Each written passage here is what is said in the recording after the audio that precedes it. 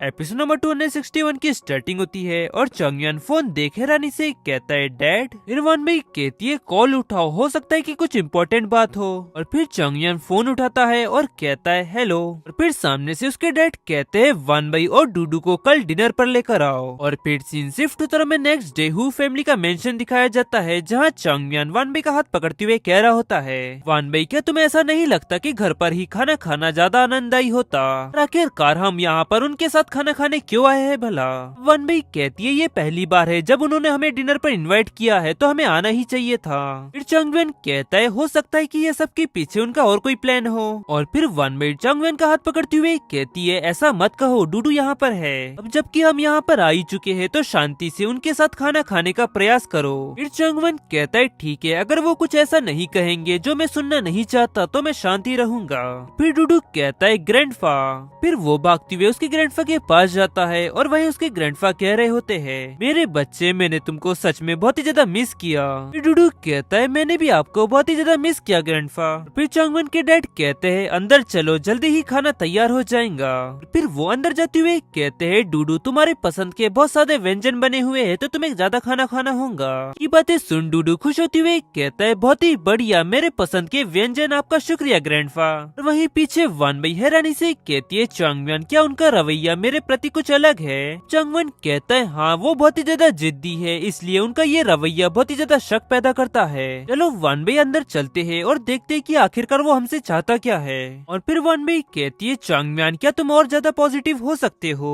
और फिर scene shift उत्तर में कुछ समय बाद का समय दिखाया जाता है, जहाँ वो सभी लोग डिनर टेबल पर होते हैं। मेरा पेट भर चुका है, आपका शुक्रिया ग्रैंडफा, और खाना बहुत ही ज्यादा स्वादिष्ट था। फिर उसके ग्रैंडफा कहते हैं डूडू तुम्हारा खाना पचाने में मदद करने के लिए बटलर के साथ गेम खेलने के बारे में तुम्हारा क्या ख्याल है? मैंने तुम्हारे लिए एक नया गेम कंसोल भी लाया है। फिर डूडू कहता है क्या एक नया गेम कंसोल? फिर वो तेजी से चेयर से उतरता है और कहता है चलो जल्दी से मुझे वहाँ ले चलो।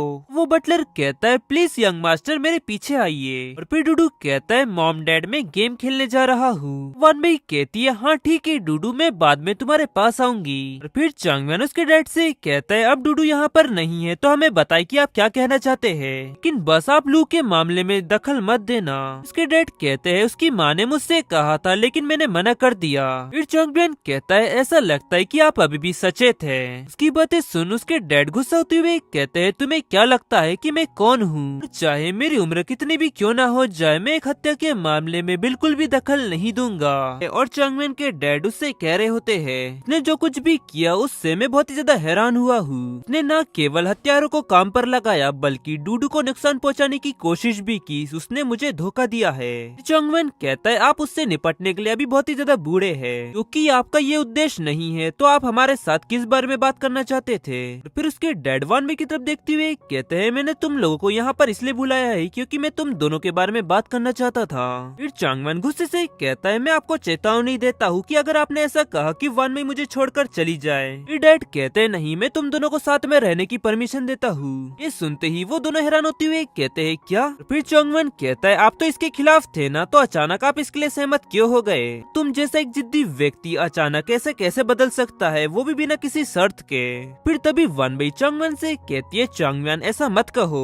फिर उसके डैड खड़े होते हुए कहते हैं वो सही कह रहा है, हालांकि मैं जिद्दी हूँ लेकिन मैं कोई पत्थर दिल व्यक्ति नहीं हूँ। मैंने तुम्हारी वो प्रेस कॉन्फ्रेंस देखी, अब मैंने तुम लोगों को एक साथ उन सवालों का जवाब देते हुए देखा तो मुझे पता चला कि मेरे पास तुम दोनों को अलग करने का कोई कारण नहीं है। और अगर तुम लोग एक साथ नहीं होते हो तो दुनिया इतनी ज्यादा क्रूर हो जाएंगी। कि ये सब बातें सुन वन भाई मन में कहने लगती है वो हमसे प्रभावित हुए। फिर चंगवन कहता है अब पता चल गया ना, ये क्रूरता आप जैसे लोगों द्वारा होती है जो कि कपल्स को तोड़ते हैं। फिर वन भाई कहती है चंगम्यान बस बहुत हो गया। वो डैड से कहती है आपका शुक्रिया मिस्टर हु। वो उससे कहते हैं नहीं इसकी जरूरत नहीं है, मेरी अभी तक बात खत्म नहीं हुई है। भले ही तुम दोनों एक साथ रह सकते हो लेकिन तुम मेरे परिवार की वारिस की पत्नी नहीं बन सकती। ये सुनते ही चंगवन चिल्लाते हुए कहता है क्या तुम्हारा ये मतलब है कि हम दोनों साथ रह सकते हैं लेकिन मैं उससे शादी नहीं कर सकता? उसके डैड कहते हैं नहीं, मेरा वो मतलब बिल्कुल नहीं था, ये सिर्फ उसकी स्टेटस की बात नहीं है, हमारे परिवार की छवि की प्रतिनिधित्व भी करेंगी और इस पद को संभालना इतना भी आसान नहीं है, उसको भारी समस्याओं का सामना भी करना पड़ेगा। और फिर चंगवन कहता है वो सभी समस्याओं से मैं खुद निपट सकता हूँ। और आप ये कैसे कह सकते हैं कि वन भाई सक्षम नहीं है? फिर डैड कहते हैं इसलिए मैंने कहा कि मैं इसका इंस्पेक्शन करूंगा। फिर चांगवन गुस्से से कहता है इसे इंस्पेक्शन की कोई जरूरत नहीं है। और फिर तभी वान भाई कहती है मैं इसके लिए तैयार हूँ। फिर चांगवन उससे कहता है वान भाई तुम्हें ये सब करने की कोई जरूरत नहीं है। तब वान भाई कहती है नहीं चांगम्यान मिस्टर हु सही कह रहे हैं, ये इम्पोर्टेंट है। ये ना सिर्फ हमसे संबंधित है बल्कि हु परिवार और डूडू से भी संबंधित है। और मैं ये नहीं चाहती कि मेरी वजह से परिवार की बदनामी हो। मुझे पूरा विश्वास है कि मैं हर किसी को ये बता सकती हूँ कि मैं इन सभी के लायक हूँ। वहीं चांगम्यान ब्लश करते हुए कहता है वान भाई। फिर डैड कहते हैं बढ़िया वान भाई, तुमको क्वालिफाइड होने के लिए इतना ही कॉन्फिडेंट होना होगा। मिस्टर हु मेरा कॉन्फिडेंस मेरी क्षमता पर आधारित है और ये आप देखेंगे। फिर डैड कहते हैं चलो देखते हैं और मैं उम्मीद करता हूँ कि इसका अंत बढ़िया हो। और बटलर मिस्टर हु के पास आते हुए उससे कहता है मिलॉर्ड मिसेस लू का कॉल आया है, वो आपसे बात करना चाहती है। तब मिस्टर हु से कहते हैं उससे कहो कि मैं वो नहीं करने वाला और दोबारा मुझे कॉल ना करे। बटलर कहता है यस मिलॉर्ड। और फिर वो गुस्से से कहने लगते हैं जब उसकी बेटी ने मेरे पोते को चोट पहुंचाने की कोशिश करी और अब उसकी माँ चाहती है कि मैं उसकी बेटी की मदद करूं। वहीं दूसरी तरफ लू की मॉम गुस्से से कह रही होती है अरे नहीं, उस कमीने हु ने मेरी मदद करने से इनकार कर दिया। फिर उसका पति कहता है बस बहुत हो गया, ये सब लू की ही गलती है और वो तो शुक्र है कि वो दयालु है और उन्होंने सिर्फ लू को सजा दी, हमारे पूरे परिवार को नहीं। अब तुम उसके बारे में भूल जाओ। फिर वो चिल्लाते हुए कहती है जोएलिंग तुम्हारी बेटी पकड़ी गई, तुम उसकी मदद करने की बजाय मुझे दोषी ठहरा रहे हो। फिर वो उससे कहते हैं मेई शांत हो जाओ और मैं तुम्हें दोषी नहीं ठहरा रहा हूँ और मैंने पहले ही एक व्यक्ति को इस मामले को देखने के लिए कहा है, काश हम लू की मदद कर पाए। फिर मेई कहती है हाँ बिल्कुल हम कर सकते हैं और तुमने उससे क्यों नहीं कहा, वो तुम्हारी इज्जत करता है तो वो तुम्हारी बात जरूर सुनेगा। जुइलिंग कहता है क्या मैं, लेकिन लू ने एक हत्या की है। फिर मेई कहती है हाँ उसने ऐसा किया है लेकिन आखिरकार वो हमारी बेटी है। फिर वो रोती हुई कहने लगती है वो अभी भी एक बच्ची है और उसका जीवन इतनी जल्दी बर्बाद नहीं किया जा सकता। फिर जोएलिंग कहता है ये सब मेरी ही गलती है जो मैंने अपने पिता होने का कर्तव्य नहीं निभाया, अगर मैंने उसकी ज्यादा परवाह की होती तो वो ऐसी नहीं होती। फिर मेई चिल्लाती हुई कहती है नहीं ये सब वान भाई की गलती है, वो बिच, और अगर वो नहीं होती तो लू और चांगवन की पहले ही शादी हो चुकी होती और ऐसा कुछ होता ही नहीं। फिर जोएलिंग कहता है नहीं वान भाई उस तरह की लड़की बिल्कुल नहीं है, हालांकि तुम अभी गुस्सा हो लेकिन फिर भी तुम उस पर इस तरह धब्बा नहीं लगा सकती। और वैसे भी शादी इच्छा पर आधारित होती है और क्योंकि चांगवन किसी और को पसंद करता है तो हम उसे जबरदस्ती लू से शादी करने के लिए मजबूर नहीं कर सकते।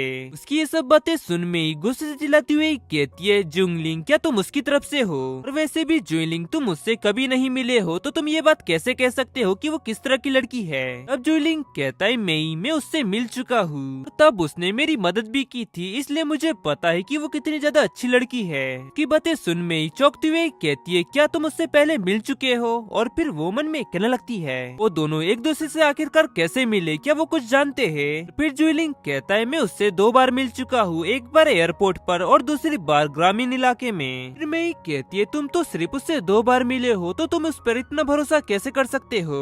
फिर वो मन में कहने लगती है वो सिर्फ उसके पास गया था और इसमें कोई परेशानी की बात नहीं है। और फिर जुइलिंग कहता है ये अजीब बात है कि उसने मुझे बहुत ही ज्यादा दयालु महसूस कराया, शायद ये सब नियति के कारण है। और फिर मैं कहती है उसने हमारी बेटी को फंसाया और तुम्हें लगता है कि वो दयालु है। और मई जुइलिंग से कह रही होती है क्योंकि अब तुम उसे इतना ज्यादा पसंद करने लगे हो तो इसका ये मतलब है कि तुमने अपनी बेटी की जगह उसको दे दी है।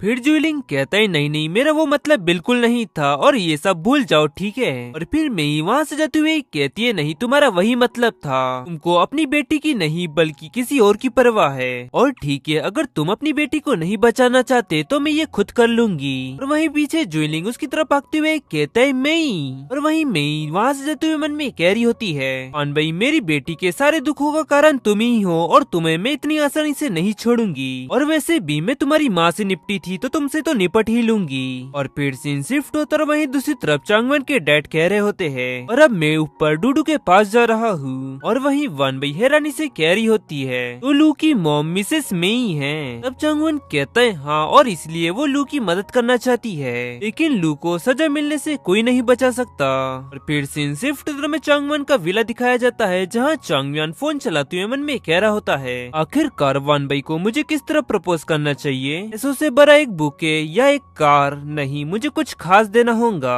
और मुझे वान भाई को प्रपोज करने के लिए 4 साल की देरी हो चुकी है और इसीलिए मुझे उसको कुछ खास देना होगा। तभी वहाँ वानबई आ जाती है और चांगवन को देख कहती है, क्या हुआ, तुम इतने उदास क्यों लग रहे हो।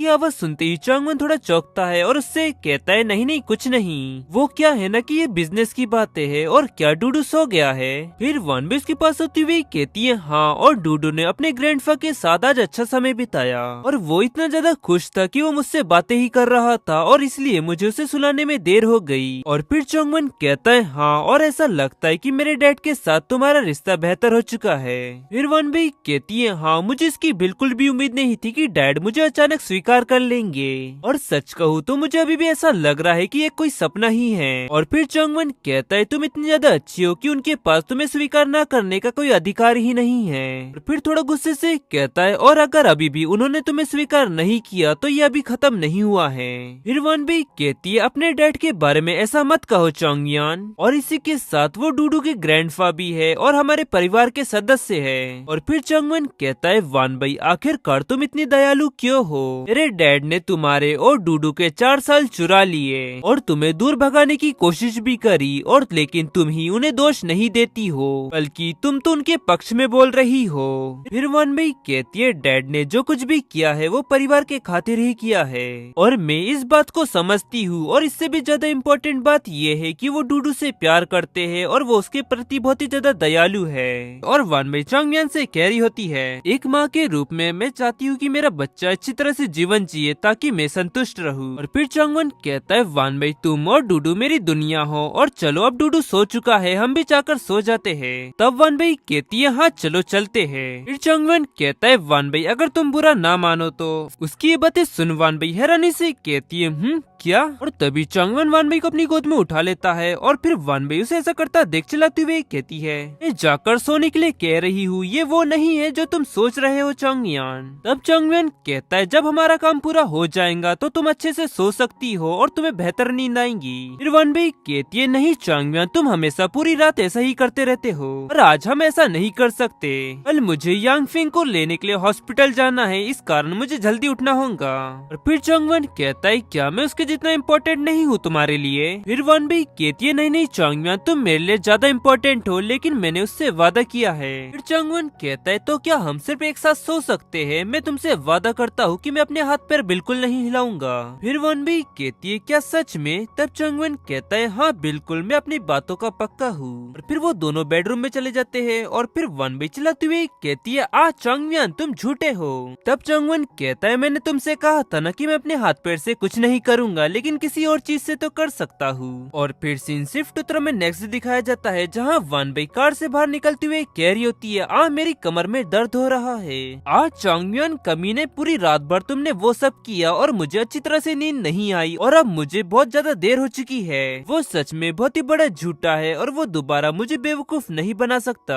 तभी वहाँ लू की मॉम मेई आ जाती है और गुस्से से कहती है, वानबई आखिरकार मैंने तुम्हें ढूंढ ही लिया। और उनकी आवाज सुन वानबई पीछे मुड़ती हुई हैरानी से कहती है, क्या मिसेस मेई, मैं आपके लिए क्या कर सकती हूँ। तब वो उससे कहती है, वानबई तुम इतना अनजान होने का नाटक क्यों कर रही हो भला, और तुमने लू के साथ ये सब किया और फिर भी तुम मुझसे ये पूछ रही हो कि मैं क्या चाहती हूँ। फिर वानबई कहती है, मिसेस मेई आपकी बेटी को कोई भी चोट नहीं पहुँचाना चाहता और मुझे लगता है कि आप ये स्पष्ट रूप से जानती है कि उसका अंत ऐसा क्यों है। फिर मेई कहती है, तुम ये सब बकवास करना बंद करो, ये सब तुम्हारी वजह से हुआ है, तुमने ही उसके साथ ये सब किया है। और वानबई तुमको चांगयान से लू को जाने देने के लिए कहना होगा, नहीं तो मैं तुमको छोड़ूंगी नहीं। फिर वानबई कहती है, अगर तुम इसलिए मेरे पास आई हो तो अब मैं चलती हूँ। और फिर वो मन में कहने लगती है, लू की ऐसी माँ जो सही और गलत में फर्क नहीं कर सकती और इसीलिए इसमें कोई आश्चर्य की बात नहीं है कि लू ने वो सब किया। फिर वो वहाँ से जाने लगती है, तभी मैं उसका हाथ पकड़ती हुए कहती है, मैंने तुमको अभी तक यहाँ से जाने की अनुमति नहीं दी है। फिर वानबई कहती है, मिसेस मेई मुझे जाने दो और अगर आप ऐसा ही करती रही तो मुझे पुलिस को बुलाना होगा। और मेई वानबई को चिल्लाते हुए कह रही होती है, तय अब मुझे तुमसे अपने हिसाब से निपटना होगा और तुम मुझे इस तरह नहीं डरा सकती। फिर वो खुद नीचे गिर जाती है और वानबई उसे ऐसा करता देख हैरानी से कहती है, क्या। और वहीं मेई रोती हुई कहने लगती है, कोई यहाँ पर है, कोई प्लीज मेरी मदद करो, ये मुझे मार रही है। अभी एक लेडी विंडो खोलती हुई कहती है, क्या हुआ। और उनके आजू बाजू लोग इकट्ठा होने लगते हैं और कहते हैं, लगता है कि कुछ हुआ है, चलो देखते हैं। और वहीं मेई कह रही होती है, प्लीज मेरी मदद करो, इस लड़की ने मेरी बेटी के मंगेतर को बहकाया और एक बच्चे को जन्म दिया। और जब मैंने उसे ये सब ना करने के लिए कहा तो उसने इससे इनकार कर दिया और मुझे धक्का देकर जमीन पर भी गिरा दिया। और फिर वो मन में कहने लगती है, वान भाई जो कुछ भी तुमने मेरी बेटी के साथ किया अब उसकी तुमको कीमत चुकानी होगी। मई की बातें सुन वहाँ खड़ी एक लेडी हैरानी से कहती है, क्या वो लड़की शादी से पहले प्रेग्नेंट हो गई और किसी और के मंगेतर को उसने बहकाया। ओ गॉड, वो दिखने में तो एक अच्छी लड़की लगती है लेकिन उसने ये सब किया।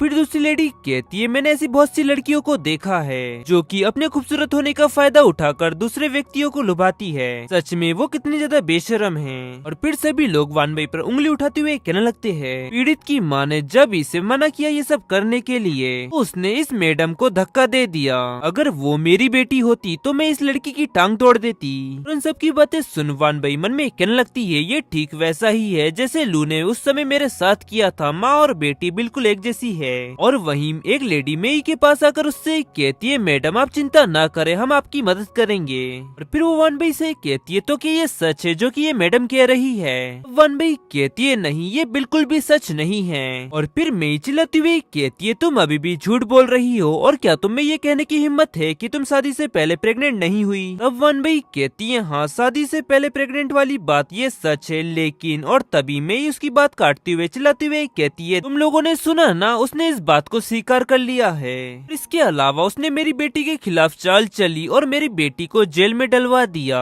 ये सब सुनते ही वहाँ के लोग हैरानी से कहने लगते हैं, क्या उसने एक व्यक्ति को बहकाया और उसकी पत्नी को जेल भेज दिया। सच में वो बहुत ही ज्यादा दुष्ट है और वो इसे स्वीकार भी कर रही है, तो ये सच है। फिर एक लेडी उसकी फोटो खींचते हुए कहती है, मैं इंटरनेट पर उसकी फोटो पोस्ट करूंगी और उसके बारे में सबको बताऊंगी। फिर वन भाई कहती है, मिसेस मेई सच में आप बहुत ही ज्यादा बहादुर हो और यहाँ तक कि मुझे बदनाम करने के लिए अपनी बेटी के कांड के बारे में भी सबको बता दिया। और फिर मेई कहती है, आप सभी लोग देख रहे हो ना उसका ये एटीट्यूड, उसे अभी भी अपनी गलती का एहसास बिल्कुल नहीं है। खैर उसका ये स्वभाव सुधारा नहीं जा सकता और मैं यहाँ अपना समय बर्बाद नहीं करूंगी। बेहतर होगा कि मैं अपने टूटे हुए परिवार के पास वापस जाऊँ और मैं बस इतनी उम्मीद करती हूँ कि जब मेरी बेटी रिया हो तो मैं जिंदा रहूँ। और फिर वो मन में कहने लगती है, मेरा काम हो गया है, अब मुझे यहाँ से जाना होगा। वान भाई बस जल्दी ही जनता अब तुमको सबक सिखाएंगी। और वान भाई उससे कह रही होती है, मिसेस मई आप ये सब छोड़कर इतनी जल्दी जा रही हो और आपने अभी अभी कहा कि आपकी बेटी जेल में है, तो आप उन्हें ये क्यों नहीं बताती है कि ऐसा क्यों है। चलिए ठीक है, आपके बदले में उन्हें ये सब बात बताती हूँ। की बात सुन मई पीछे घूमते हुए कहती है, मेरी बेटी को तुमने फंसाया है। और फिर वान भाई कहती है, कॉन्ट्रैक्ट किलिंग की बात तो सच है ना।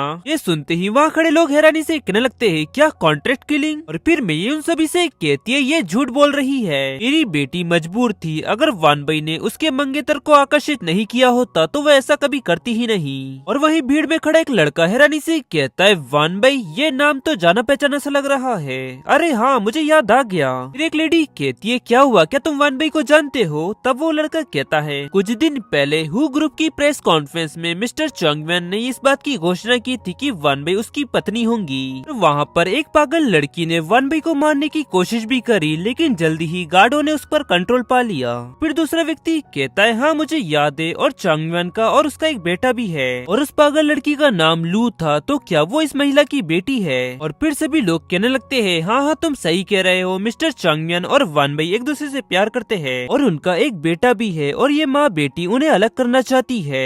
फिर मिसेस मई घबराती हुए कहती है, नहीं नहीं प्लीज मेरी बात सुनो। और फिर वो लेडी कहती है, तो क्या तुम उस हत्यारी लड़की की माँ हो। अरे नहीं, ये मेरा दुर्भाग्य है कि मैं तुम्हारी मदद कर रही थी और अगर दूसरे लोगों को पता चल गया कि मैं तुम्हारी मदद कर रही थी तो लोग मेरे बारे में क्या सोचेंगे। और प्लीज अब तुम आराम से बैठो और मैंने तुम्हारी कभी मदद नहीं की। फिर मई कहती है, तुम। और वहीं वान भाई उससे कहने लगती है, मिसेस मई तुमको अपनी बेटी से कुछ सीखना चाहिए क्योंकि वो दूसरों पर कीचड़ उछालने में तुमसे कहीं बेहतर है। और हाँ मैं तुम्हें ये बताना भूल गई कि तुम अपनी बेटी को अब कभी दोबारा नहीं देख पाऊंगी। और ये कहकर वान भाई वहाँ से जाने लगती है। वहीं मई गुस्से से चिल्लाते हुए कहती है, वान भाई। और फिर वो उसे मारने के लिए आगे बढ़ती है और कहती है, तुम बीच, तुम बिल्कुल अपनी माँ की तरह हो, मैं तुम्हें मार डालूंगी। तभी वान भाई उसका हाथ पकड़ते हुए कहती है, क्या कहा तुमने, तुम मेरी माँ को कैसे जानती हो। मई मन में कहने लगती है, अरे नहीं मैंने ये क्या कह दिया, मुझे ऐसा नहीं कहना चाहिए था। और फिर वो उससे कहती है, नहीं मैं तुम्हारी माँ को नहीं जानती लेकिन बिल्कुल वो तुम्हारी जैसी ही होंगी, तुम दोनों ही एक बीच हो। और फिर वान भाई उसे दूर धकेलते हुए कहती है, चुप रहो, मेरी मॉम के बारे में ऐसे कहने की तुम्हारी हिम्मत कैसी हुई। और फिर मई नीचे गिर जाती है और उससे कहती है तुम्हारी हिम्मत कैसी हुई मुझे मारने की, तुमने मुझे मारने की हिम्मत करी, इसका ये मतलब है कि तुम्हारी मॉम सच में एक बहुत बड़ी बिच है। और तभी वहाँ एक व्यक्ति आते हुए कहता है बस बहुत हो गया, ये सब बंद करो। और वो व्यक्ति और कोई नहीं जुइलिंग होता है और उससे कहता है तुम खुद को शांत कर लो और जाओ घर जाओ। फिर मई कहती है नहीं मैं नहीं जाऊंगी, उसने मुझे मारा और इसलिए मुझे। तभी जुइलिंग अपने गार्ड से कहता है मिस्टर सॉन्ग जाओ उसे घर ले जाओ। फिर वो व्यक्ति कहता है मिसेस मई मुझे माफ करिएगा। फिर गार्ड्स उसे पकड़कर घर ले जाने लगते हैं और वहीं मई चिल्लाती हुई कह रही होती है मुझे जाने दो, मैं घर नहीं जाना चाहती। और वहीं जुइलिंग चैन की सांस लेता है और जुइलिंग वानबी से कह रहा होता है मिसेस वानबी मुझे आपसे इस तरह मिलने की बिल्कुल भी उम्मीद नहीं थी और मैं अपनी वाइफ की तरफ से मैं आपसे माफी चाहता हूँ। वानबी हैरानी से कहती है क्या आप मिस्टर जुइलिंग है लू के डैड? तभी मिसेस मई भाग के वापस आ जाती है और जुइलिंग का हाथ पकड़ते हुए कहती है क्या तुमने देखा उसने मुझे मारा?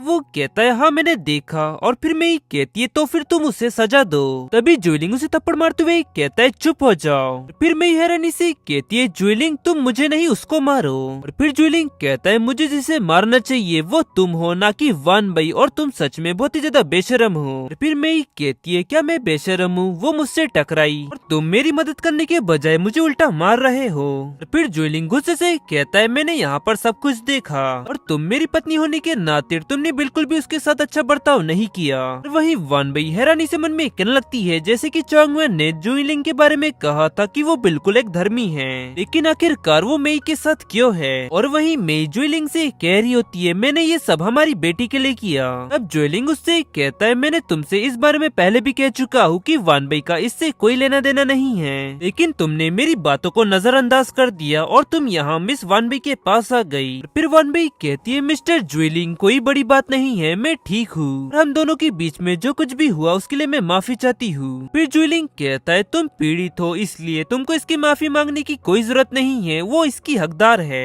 और बल्कि लू ने जो कुछ भी किया उसके लिए तो मुझे दोषी ठहराया जाना चाहिए क्योंकि मैंने ठीक तरह से उसकी परवरिश नहीं की। फिर वानबी कहती है प्लीज आप ऐसा मत कहिए, हम सभी लोग जानते हैं कि आप कितने अच्छे इंसान हैं और चांगम्यान भी आपकी बहुत ही ज्यादा इज्जत करता है। मैं भी आपसे कई बार मिल चुकी हूँ और आपसे मिलने के बाद मैं बहुत ही ज्यादा दयालु महसूस करती हूँ और इसलिए मैं आपका सम्मान करती हूँ। फिर जुइलिंग कहता है ये अफसोस की बात है कि मैं अपने पारिवारिक मुद्दों को भी ठीक तरह से नहीं संभाल सका और मैं ये सब के लायक नहीं हूँ। हाँ तुम दोनों एक दूसरे को पसंद करते हो इसके लिए तुम दोनों को बधाई हो।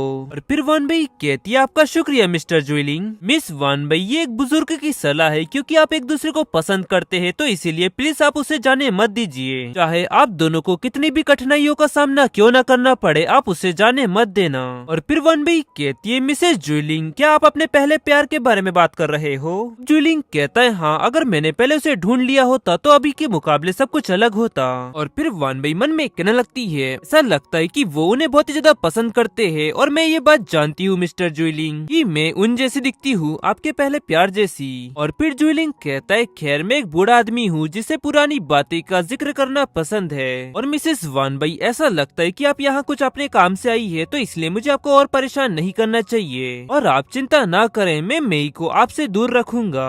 फिर वो वहाँ से जाने लगता है। तभी वानबी कहती है रुकिए मिस्टर जुइलिंग। और वानबी जुइलिंग से कह रही होती है भी कुछ देर पहले मिसेस मई ने मेरी मॉम का जिक्र किया, शायद वो उन्हें जानती थी। क्या मिसेस जुइलिंग आप भी मेरी मॉम को जानते हो? जुइलिंग हैरानी से कहता है क्या गाउसिया को? नहीं मैं उसे अच्छी तरह से नहीं जानता। फिर वानबी कहती है नहीं गाउसिया को नहीं, गाउसिया तो मेरी सौतेली माँ है, मेरी असली मॉम है। तभी पीछे से यांगफिंग की वाइफ चिल्लाती हुई कहती है वानबी। आवाज सुन वानबी पीछे घूमती हुई कहती है तुम लोग यहाँ? और फिर जुइलिंग वानबी से कहता है मिस वानबी आपके दोस्त यहाँ पर आ चुके हैं तो आप उनसे अब बातें करें, अब मैं चलता हूँ, इस बारे में हम बाद में बात करेंगे। फिर वानबी कहती है हाँ ठीक है मिलते हैं फिर मिस्टर जुइलिंग। और फिर जुइलिंग वहाँ से जाते हुए मन में कहने लगता है मैं ये बात नहीं जानता था कि गाउसिया वानबी की सौतेली माँ है, मैं वानबी से इस बारे में और भी बातें जानना चाहूंगा। और वहीं यांगफिंग जुइलिंग को वहाँ से ज्यादा देख वानबी से कहता है वानबी वो व्यक्ति कौन है? तब वानबी कहती है वो व्यक्ति लू के डैड है। फिर यांगफिंग कहता है क्या लू के डैड, क्या उसने तुम्हें परेशान किया? फिर वानबी कहती है नहीं नहीं यांगफिंग तुम गलत समझ रहे हो, बल्कि मई मेरे पास आई थी और वो मेरे लिए परेशानी खड़ी कर रही थी, लू के डैड ने आकर मेरी मदद करी। फिर यांगफिंग कहता है ये तो अच्छी बात है, उस घटिया लड़की का इतना अच्छा पिता। और फिर वानबी कहती है हाँ और चलो अब चलते हैं। तब यांगफिंग कहता है हाँ चलो। और फिर सीन शिफ्ट होता है हमें साइकोलॉजी ट्रीटमेंट सेंटर दिखाया जाता है, जहाँ पर चंगवन को धीरे धीरे होश आने लगता है। उसे होश में आता देखिए तियान कहता है तुम जाग गए और अब तुम्हें कैसा महसूस हो रहा है। तब चंगवन कहता है मैं ठीक हूँ, लेकिन अभी भी मुझे कुछ भी याद नहीं आया। तब ये तियान कहता है ये पहला चरण है और बस तुम इसे अपना रहे हो, और मैं तुम्हारी स्थिति के हिसाब से और भी तरीके इस्तेमाल करूंगा। और ये रही आज की रिपोर्ट, तुम इसे देख सकते हो। और फिर चंगवन उन पेपर को देखे रानी से कहता है ये सब कैसे चल रहा है, क्या कोई दिक्कत है। तब ये तियान कहता है तुम्हारे सहयोग के लिए तुम्हारा शुक्रिया, और मैंने जितना सोचा था ये उतना मुश्किल नहीं है। और चंगवन चिंता करने की कोई बात नहीं है, जल्दी ही तुम्हारी याददाश्त वापस आ जाएंगी। और फिर चंगवन कहता है मैं पूरा सहयोग करूंगा, क्योंकि मुझे लगता है कि तुम इसमें एक्सपर्ट हो, और हो सके तो ये तियान जितनी जल्दी हो सके उतना जल्दी करो। कि ये बात सुनिए तियान हैरानी से कहता है पर ऐसा क्यों। तब चंगवन कहता है क्योंकि मैं जल्दी ही वानबई को प्रपोज करने वाला हूँ। ये सुनते ही ये तियान बहुत ही ज्यादा चौंकते हुए कहता है क्या वानबई को प्रपोज करने वाले हो। फिर चंगवन कहता है हाँ, और मेरी याददाश्त वापस आ जाना उसके लिए ये एक सरप्राइज होगा, लेकिन मुझे अभी तक ये समझ नहीं आ रहा है कि मैं वानबई को किस तरह प्रपोज करूँ, क्या तुम इसमें मेरी कोई मदद कर सकते हो। फिर ये तियान कहता है क्या मैं, लेकिन मेरा इसमें कोई भी एक्सपीरियंस नहीं है और इस कारण मैं तुम्हारी कोई मदद नहीं कर सकता चांगयान। और फिर वो मन में कहने लगता है अब चांगयान वानबई को प्रपोज करने वाला है, इसका मतलब है कि अब मुझे कोई चांस नहीं मिलेगा। और चांगयान ये तियान से कह रहा होता है मैंने सोचा था कि तुम प्रोफेशनल हो तो तुम एक महिला को ज्यादा अच्छी तरह से समझ सकते हो। फिर ये तियान कहता है अगर मैं लड़कियों को अच्छी तरह से समझ सकता तो मैं वो व्यक्ति होता जो वानबई को प्रपोज करता। वैसे सभी लोग सोचते हैं कि साइकोलॉजिस्ट बहुत ही ज्यादा जटिल होती है, लेकिन मुझे लगता है कि महिलाओं का दिमाग ज्यादा जटिल होता है। और फिर चांगयान चैन की सांस लेते हुए कहता है तो ये तुम्हारे लिए भी बहुत ही कठिन काम है। ये जानने के बाद अब मुझे बहुत ही ज्यादा राहत महसूस हो रही है। और फिर ये तियान कहता है ये सिर्फ हम दोनों की बात नहीं है, सभी व्यक्तियों के लिए महिलाओं को समझना बहुत ही कठिन काम है, और इस पर तुमको खुद अकेले ही काम करना होगा। और फिर चांगयान वहाँ से जाते हुए कहता है मैं अपनी तरफ से पूरी कोशिश करूंगा, और अब चलो मिलते हैं फिर, और अब ये सब तुम्हारे ट्रीटमेंट पर निर्भर करता है। फिर ये तियान कहता है हाँ ठीक है, चिंता मत करो, अगर कोई बड़ी दिक्कत नहीं होगी तो मैं तेजी से तुम्हारी याददाश्त वापस लाने की कोशिश करूंगा। अभी वहाँ चांगवन का गार्ड आते हुए कहता है मिस्टर चांगयान। तब वो उससे कहता है क्या हुआ। तब वो बॉडीगार्ड कहता है मिसेस मेई मिसेस वानबई से हॉस्पिटल के बाहर मिली। फिर चांगयान चौंकते हुए कहता है मेई उसने क्या किया बताओ। और फिर वो गार्ड चांगयान के पास आकर धीरे से उससे कहता है उसने मिसेस वानबई पर धब्बा लगाने के लिए एक चाल चली, और फिर वहाँ मिस्टर ज्वेलिंग आ गए और मिसेस मेई को वहाँ से ले गए। और फिर चांगयान कहता है मिस्टर ज्वेलिंग के खातिर ही मैंने उनके परिवार को कुछ नहीं किया, लेकिन अब वो मेई वानबई को परेशान कर रही है, तो इसीलिए अब मुझे उन पर और ज्यादा दया दिखाने की कोई जरूरत नहीं है। और फिर वो वहाँ से जाते हुए गार्ड से कहता है जल्दी करो और मुझे मेई की सारी संपत्ति की एक लिस्ट बना कर दो। ये सुन वो गार्ड चौंकते हुए कहता है यस बॉस मैं समझ गया। और फिर वो मन में कहने लगता है मिस्टर चांगवन अब बहुत ही ज्यादा गुस्से में है, और अब मिसेस मेई अपने लिए प्रार्थना करो। और वहीं पीछे खड़ा ये तियान मन में कह रहा होता है वानबई चांगवन वो व्यक्ति है जो हर पल तुम्हारी रक्षा कर सकता है, जो तुमको खुश रख सकता है, और आशा करता हूँ कि जीवन भर वानबई तुम खुश रहो। आखिरी चीज जो मैं कर सकता हूँ तुम्हारे लिए वो ये है कि मैं उसकी याददाश्त वापस लाने में मदद कर सकता हूँ। और फिर सीन शिफ्ट उत्तर में लू का घर दिखाया जाता है, जहाँ मेई जोर जोर से रोती हुई कह रही होती है पेलन मुझे खुशी है कि तुम यहाँ मेरे साथ हो, मेरा जीवन कठिनाइयों से भरा हुआ है। लू को उस लड़की वानबई ने फंसाया, लेकिन तुम्हारे जीजा जी ने लू को बचाने की कोशिश नहीं करी बल्कि उल्टा मुझे मारा। अब तो मुझे लग रहा है कि पूरी दुनिया मेरे खिलाफ हो चुकी है। गाइस ये महिला पेलन मेई की छोटी बहन है। और फिर पेलन मेई से कहती है मेई तुम रो मत, मुझे पता है कि क्या हुआ है और हम यहाँ तुम्हारी मदद करने के लिए आए हैं। और गाइस ये लड़की इसका नाम सुयू है और ये मेई की भतीजी है, और वो कहती है आंटी मेई आप इसकी चिंता ना करें, वानबई को इसकी बहुत ही बड़ी कीमत चुकानी पड़ेगी। और फिर वो मन में कहने लगती है लू इतनी ज्यादा बेकार है कि उसे एक अनजान लड़की ने हरा दिया। मेई सुयू से कह रही होती है ठीक है सुयू मुझे पता है कि तुम होशियार हो, तुमसे जो बनता है तुम वो करो। मैं आज वानबई के खिलाफ लड़ने गई थी, लेकिन मैं विफल रही क्योंकि वहाँ पर ज्वेलिंग आ गया था और मुझे उसने वापस भेज दिया। और फिर सुयू कहती है आंटी आप शांत रहे, क्योंकि वो लू उनको फंसा सकती है। इसका मतलब ये है कि वो निर्दोष नहीं है। और इसी के साथ साथ चोंगयन भी उसकी ही तरफ है। और अगर आप उसे अभी परेशान करती है तो न केवल आप उससे बदला लेने का मौका खो देंगी, बल्कि लू जहाँ पर है आपको वहाँ भेज दिया जाएगा। और फिर मैं घबराती हुई कहती है तो फिर मैं क्या करूँ? तब सुयू कहती है आपको स्पष्ट रूप से ये करने की कोई जरूरत नहीं है, बस आप थोड़ा सा इंतजार करें। और अभी जो सबसे पहली चीज है जो आपको करनी चाहिए वो है वानबई से माफी मांगना। और फिर मैं चिल्लाती हुई कहती है क्या उस बीच से मैं माफी कैसे मांग सकती हूँ? और फिर सुयू कहती है आंटी मेई मेरी बातें ध्यान से सुनो, हम चोंगयन की चेतावनी को खत्म करने के लिए उससे माफी मांगने का नाटक करेंगे और फिर हम वानबई को मार गिराएंगे। और फिर मई कहती है लेकिन उस बीच से माफी मांगना। और फिर सुयू कहती है आंटी मई आप अपने आप को मजबूर ना करें, मैं ये आपके लिए कर सकती हूँ। और वानबई मुझसे पहले कभी नहीं मिली है और इसीलिए मेरे लिए उसका विश्वास जीतना बहुत ही ज्यादा आसान होगा। और फिर वो मन में कहने लगती है मैं भी चोंगयन को देखना चाहूंगी। और फिर मिसेस मई सुयू को गले लगाती हुए कहती है क्या सच में? तुम्हारा शुक्रिया। और सुयू मुझे पूरा यकीन है कि तुम बदला लेने में कामयाब होंगी। और फिर सुयू कहती है चिंता ना करे मौसी, मैं पूरी कोशिश करूंगी और अब मैं वानबई से मिलने जा रही हूँ। और फिर वो मन में कहने लगती है चोंगयन को छोड़ने के लिए लू मैं तुम्हारा शुक्रिया करने के लिए वानबई को सजा दूंगी और अब तुम जीवन भर वहीं रहो। और फिर सीन शिफ्ट होता में चोंगयन का मेंशन दिखाया जाता है जहाँ चोंगयन पेपर को देखते हुए कह रहा होता है अच्छा तो ये है वो लिस्ट। फिर बॉडीगार्ड कहता है हाँ ये रही उसकी सारी जमीनों की लिस्ट। और फिर फूजिन चेन गुस्से से उन पेपर को फेंकते हुए कहता है आखिरकार उस मेई की हिम्मत कैसी हुई वानबई को परेशान करने की? अगर मिस्टर ज्वेलिंग नहीं होते तो इसकी कीमत पूरे लू ग्रुप को चुकानी पड़ती। फिर वो गार्ड कहता है तो मिस्टर चोंगयन हमें उस मेई से कैसे निपटना चाहिए? फिर चोंगयन कहता है उससे कहो अगर वो सब कुछ खोना नहीं चाहती तो उसे। तभी वहाँ सुयू आते हुए कहती है चोंगयन। और चोंगयन हैरानी से उसे देख कहता है तुम कौन हो और तुम यहाँ पर क्या कर रही हो? और फिर सुयू आकर उसके बाजू में बैठते हुए कहती है चोंगयन क्या मैं तुम्हें याद नहीं हूँ? मेरा नाम सुयू है और तुम मुझे तब मिले थे जब हम बच्चे थे, लेकिन तुम्हारा मुझे भूल जाना एक नॉर्मल बात है। और फिर मैं पढ़ाई के लिए विदेश चली गई और वहीं पर बड़ी हुई। और फिर चोंगयन कहता है मैं तुमको नहीं जानता और मैं अभी बहुत ही ज्यादा बिजी हूँ तो प्लीज तुम यहाँ से चली जाओ। और चोंगयन की बातें सुन सुयू उससे कहती है चोंगयन क्या तुम्हें मैं याद नहीं हूँ? मैं तुम्हारी बर्थडे पार्टी में भी आई थी और तुम्हें गिफ्ट भी दिया था।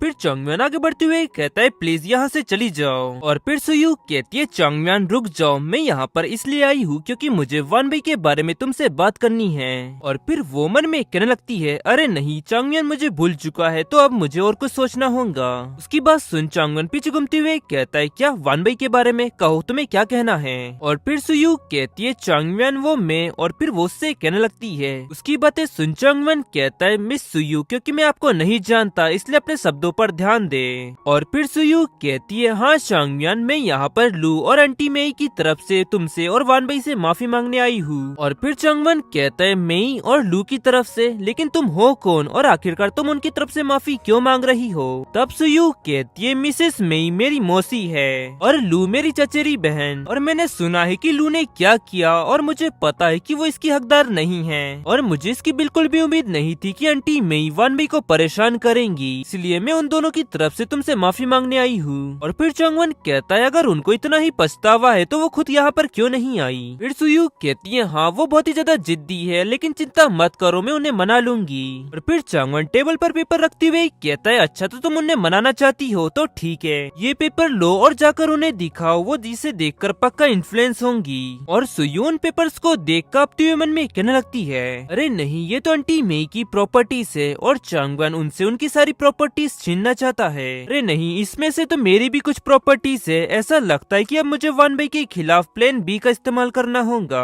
और फिर सुयू कहती है चोंगयन इससे कोई फर्क नहीं पड़ता कि तुम मेरी मौसी को क्या सजा देना चाहते हो, तुम जो कुछ भी करोगे मैं उससे सहमत होंगी क्योंकि ये उनकी गलती है। लेकिन चोंगयन क्या तुम मुझे मिस वानबई से मिला सकते हो? मैं उनसे व्यक्तिगत रूप से माफी मांगना चाहती हूँ। और तभी वहाँ पर वानबई आती हुई कहती है क्या तुम मुझसे माफी मांगना चाहती हो, पर क्यों?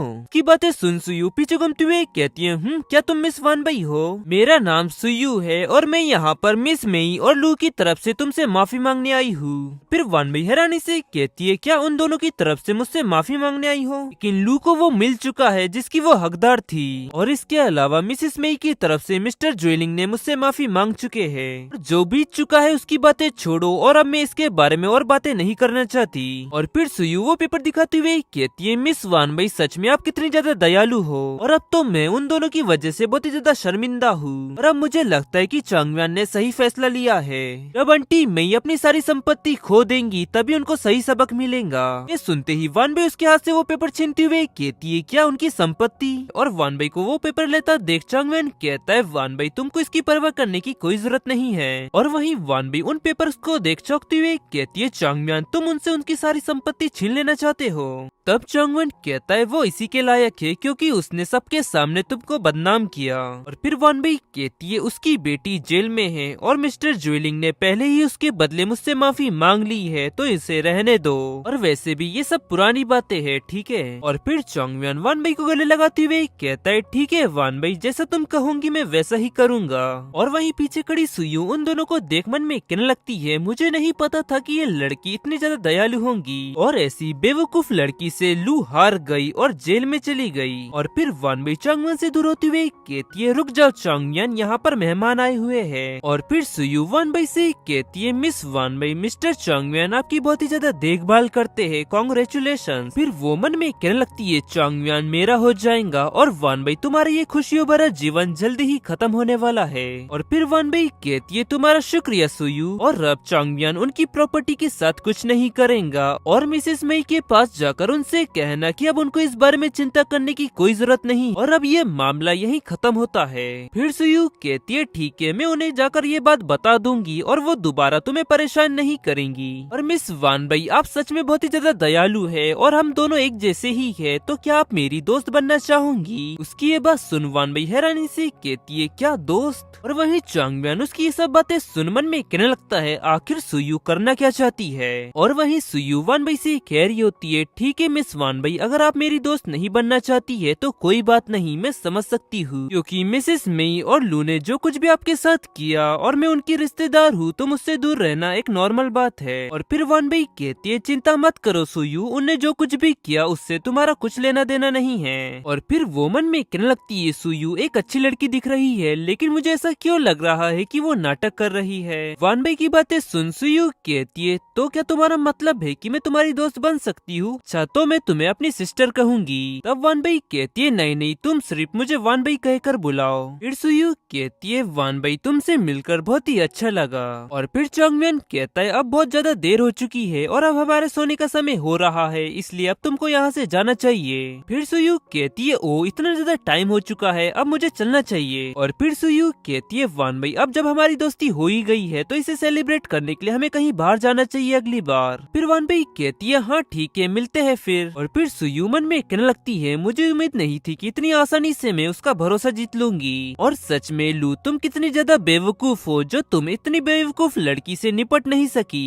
और चांगम्यान वानबई से कह रहा होता है, वानबई क्या सचमुच तुम उससे दोस्ती करना चाहती हो? तब वानबई कहती है, उसकी एक्टिंग सच में बहुत ही ज्यादा बेकार है, लू से भी बेकार एक्टिंग करती है वो। और वैसे चांगम्यान तुमको भी लगता है ना कि ये सब के पीछे उसका कोई पर्पस है? और फिर चांगम्यान हैरानी से कहता है, जब तुमको पहले से ही पता है कि वो एक्टिंग कर रही है तो फिर तुम उससे दोस्ती करने को तैयार क्यों हुई? और फिर वानबई कहती है, अगर मैं इस बार उसे दोस्ती करने को मना कर देती तो वो फिर से आकर मुझसे दोस्ती करने की कोशिश करती, जिससे मेरा समय बर्बाद होता।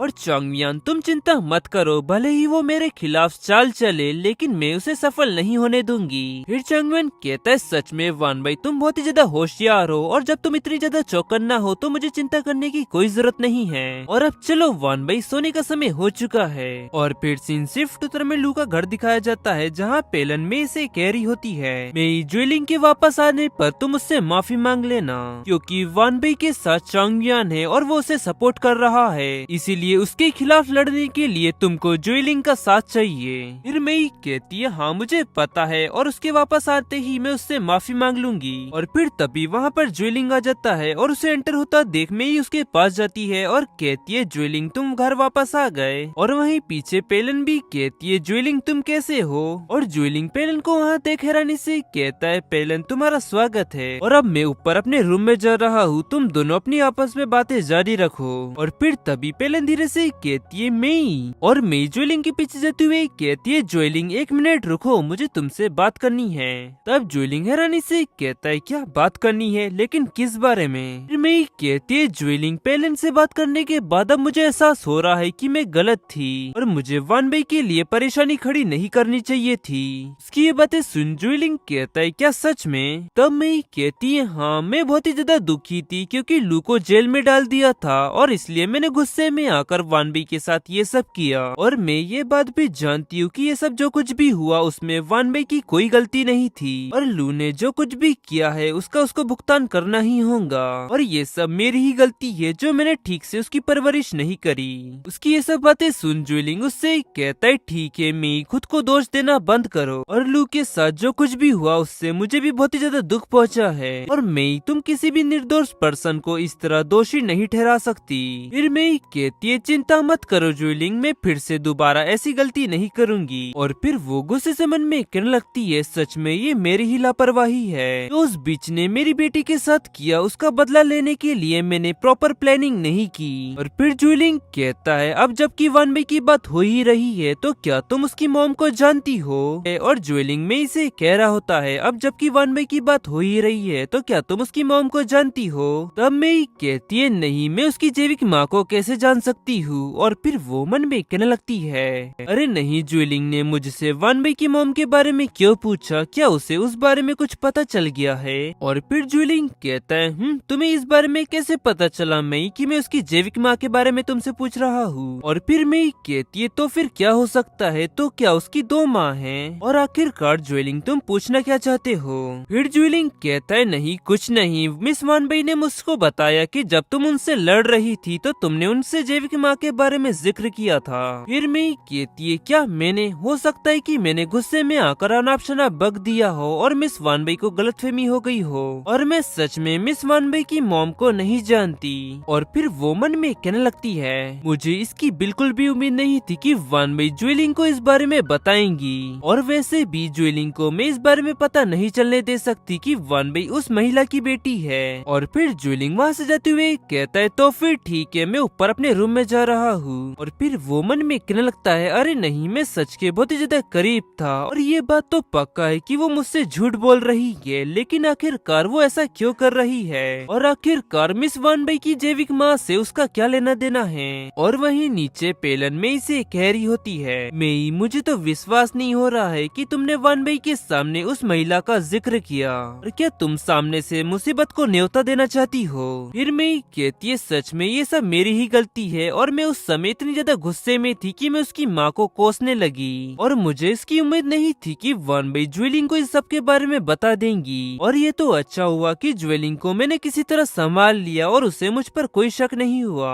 और फिर पेलन कहती है मेई, हमको सावधान रहना होगा, चाहे कुछ भी हो जाए हम उस महिला के बारे में किसी को कुछ नहीं बता सकते और अगर ज्वेलिंग को इस बारे में किसी तरह कुछ पता चल गया तो हम सब कुछ खो देंगे, तुम जानती हो ना। फिर मेई कहती है चिंता मत करो, ये राज राज ही रहेगा और मैं तुमसे वादा करती हूँ कि किसी को भी इस सच्चाई के बारे में कुछ पता नहीं चलेगा। और फिर तभी सुयु वहाँ आते हुए कहती है मैं वापस आ गई और उसे आता देख मेई हैरानी से कहती है सुयु तुम वापस आ गई। और फिर सुयु सोफे पर बैठते हुए कहती है आंटी मेई, मैंने आपसे कहा था ना कि मैं पहले जाकर वान बेई का विश्वास जीतूंगी और मैंने उसका विश्वास जीत लिया है। उसकी ये बातें सुन मेई उससे कहती है सुयु मैं तुम्हारे बारे में सही थी और सुयु तुम हमारी परिवार की सबसे बुद्धिमान बच्ची हो जो किसी भी समस्या को चुटकियों में सुलझा सकती हो। और सुयु आंटी मेई से कह रही होती है आंटी क्या आप ये बात जानती है अगर मैं वहाँ समय पर नहीं पहुँचती तो चांगयान आपकी सारी संपत्ति आपसे छीन लेता। फिर आंटी मेई कहती है क्या उसने ऐसा करने की कोशिश करी क्योंकि मैंने वान बेई को परेशान किया इसलिए? और सुयु और फिर क्या हुआ, तुमने जरूर उससे इस बारे में बात की होंगी है ना? तब सुयु कहती है हाँ बिल्कुल आंटी, मैं आपके साथ ऐसा कभी नहीं होने दूंगी। और आखिरकार आंटी आपने पहले मुझे एक विला देने का वादा किया था, हालांकि आपने मुझे वो नहीं दिया लेकिन फिर भी। इसकी बातें सुन आंटी मेई हैरानी से कहती है क्या विला, क्या मैंने तुमसे ऐसा कहा था? फिर सुयु कहती है क्या आपको ये बात याद नहीं है? मुझे ये जानकर बहुत ही ज्यादा दुख हुआ और अब मेरा वान बेई से निपटने का मूड नहीं है। आंटी मेई कहती है मैंने तुमको विला का वादा किया था लेकिन मुझे याद नहीं है क्योंकि अब मैं बहुत ही ज्यादा बूढ़ी हो गई हूँ ना इसलिए। और सुयु मैं तुमको अभी ही एक विला गिफ्ट करूंगी। और फिर वो गुस्से से मन में कहने लगती है ये लड़की इतनी ज्यादा लालची है कि मुझे तो विश्वास नहीं हो रहा है कि वो काम करने से पहले ही इनाम मांग रही है। चलो छोड़ो भी, मैं उसे वो दे सकती हूँ जो वो चाहती है, जब तक वो वानबई से बदला लेने में मेरी मदद कर रही है। और फिर सुयू कहती है आपका शुक्रिया आंटी, आप सच में बहुत ही अच्छी है। और वैसे आंटी मुझे आपका एक प्रोजेक्ट चाहिए। फिर आंटी मई कहती है क्या प्रोजेक्ट सुयू, सच में तुम बहुत ही ज्यादा आगे बढ़ रही हो।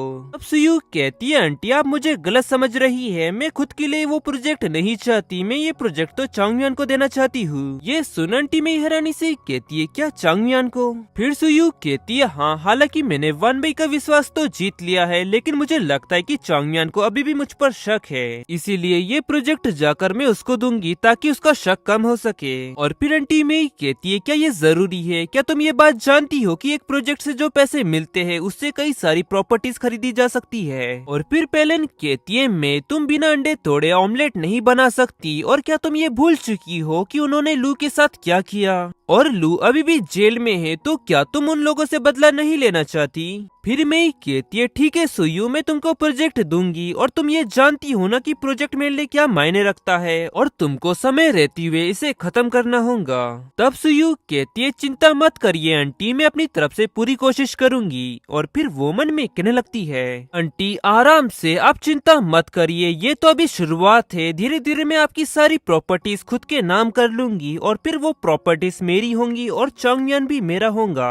फिर मई पीछे पलटते हुए कहती है तुम यहाँ मेरा इंतजार करो, मैं किसी को कहकर डॉक्यूमेंट्स मंगाती हूँ। और फिर वो मन में कहने लगती है सुयू तुम्हें क्या लगता है कि तुम मुझसे मेरी प्रॉपर्टीज छीन सकती हो, और सुयू तुम्हारे लिए ही बेहतर होगा कि तुम काम पूरा कर लो, नहीं तो मैं तुमसे सारी प्रॉपर्टीज वापस ले लूंगी। और हमें सीन शिफ्ट होकर नेक्स्ट डे दिखाया जाता है, जहाँ पर चांगमियान अपने ऑफिस में बैठा हुआ होता है और मन में कह रहा होता है मैंने इसे पूरी रात भर वानबई को बुलाकर बनाया है, और ये अफसोस की बात है ये उतना अच्छा नहीं बना है, ऐसा लगता है कि आज रात मुझे और ज्यादा मेहनत करनी होगी। और फिर तभी वहाँ एक व्यक्ति आते हुए कहता है मिस्टर चांगमियान, एक लड़की आई है जिसका नाम बाई है, और वो आपसे मिलना चाहती है और कह रही है कि वो आपकी अच्छी दोस्त है। और फिर चांगमियान कहता है क्या मिस बाई वो कौन है। और फिर तभी वहाँ सुयू आते हुए कहती है मिस्टर चांगमियान, मुझे तो विश्वास नहीं हो रहा है कि तुम मुझे इतनी जल्दी भूल गए, और क्या हम कल रात नहीं मिले थे, और मुझे ये सुनकर बहुत ही ज्यादा दुख हुआ।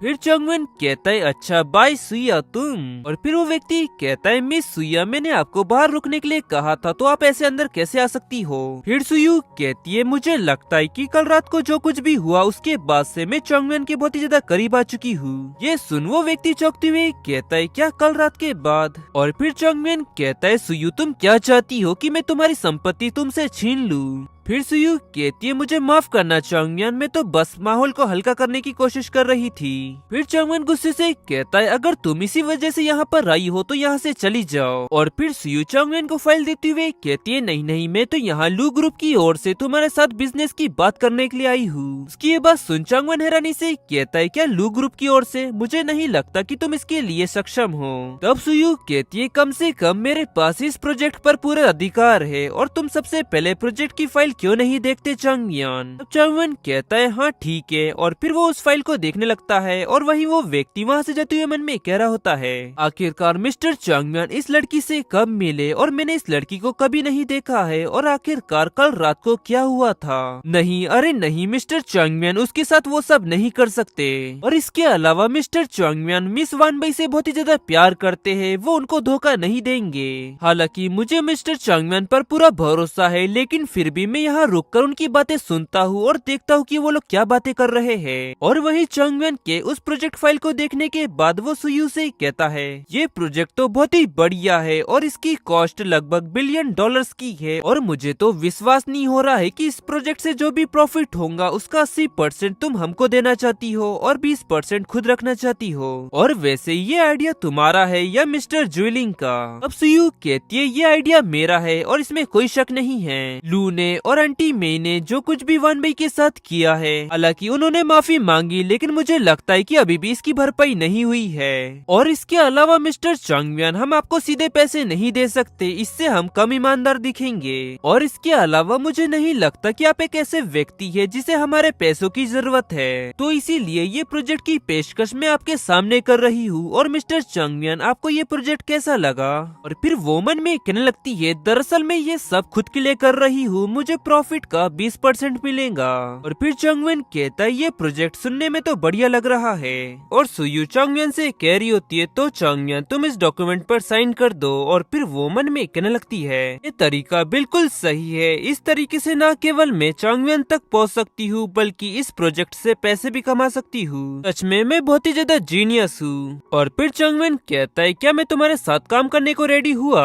ये सुन सुया कहती है लेकिन तुमने अभी अभी कहा ना कि ये प्रोजेक्ट बढ़िया है। अब चंगवन कहता है हाँ लेकिन इसका ये मतलब नहीं है कि मैं तुम्हारे साथ काम करने को रेडी हो चुका हूँ। और भले ही इस प्रोजेक्ट की कीमत बिलियंस ऑफ डॉलर्स है लेकिन फिर भी मेरे सामने इसका कोई मूल्य नहीं। और फिर सुयू कहती है हाँ मैं समझ गई लेकिन तुमको प्रॉफिट का 80% मिल रहा है वो भी बिना किसी रिस्क के। और तो और चंगवन ये हमारी तरफ से तुम्हारे माफी मांगने का एक तरीका है और हम सचमुच चाहते हैं कि तुम इसे स्वीकार करो। और फिर चंगवन कहता है मैं तुमको यह बात बता दूं कि तुम्हारे परिवार को सजा न देने का कारण ये है कि वानबई ने मुझसे गुजारिश की थी बस इसलिए। और तुम लोगों ने वानबई के साथ जो कुछ भी किया उसके लिए मैं तुम लोगों को कभी माफ नहीं करूंगा।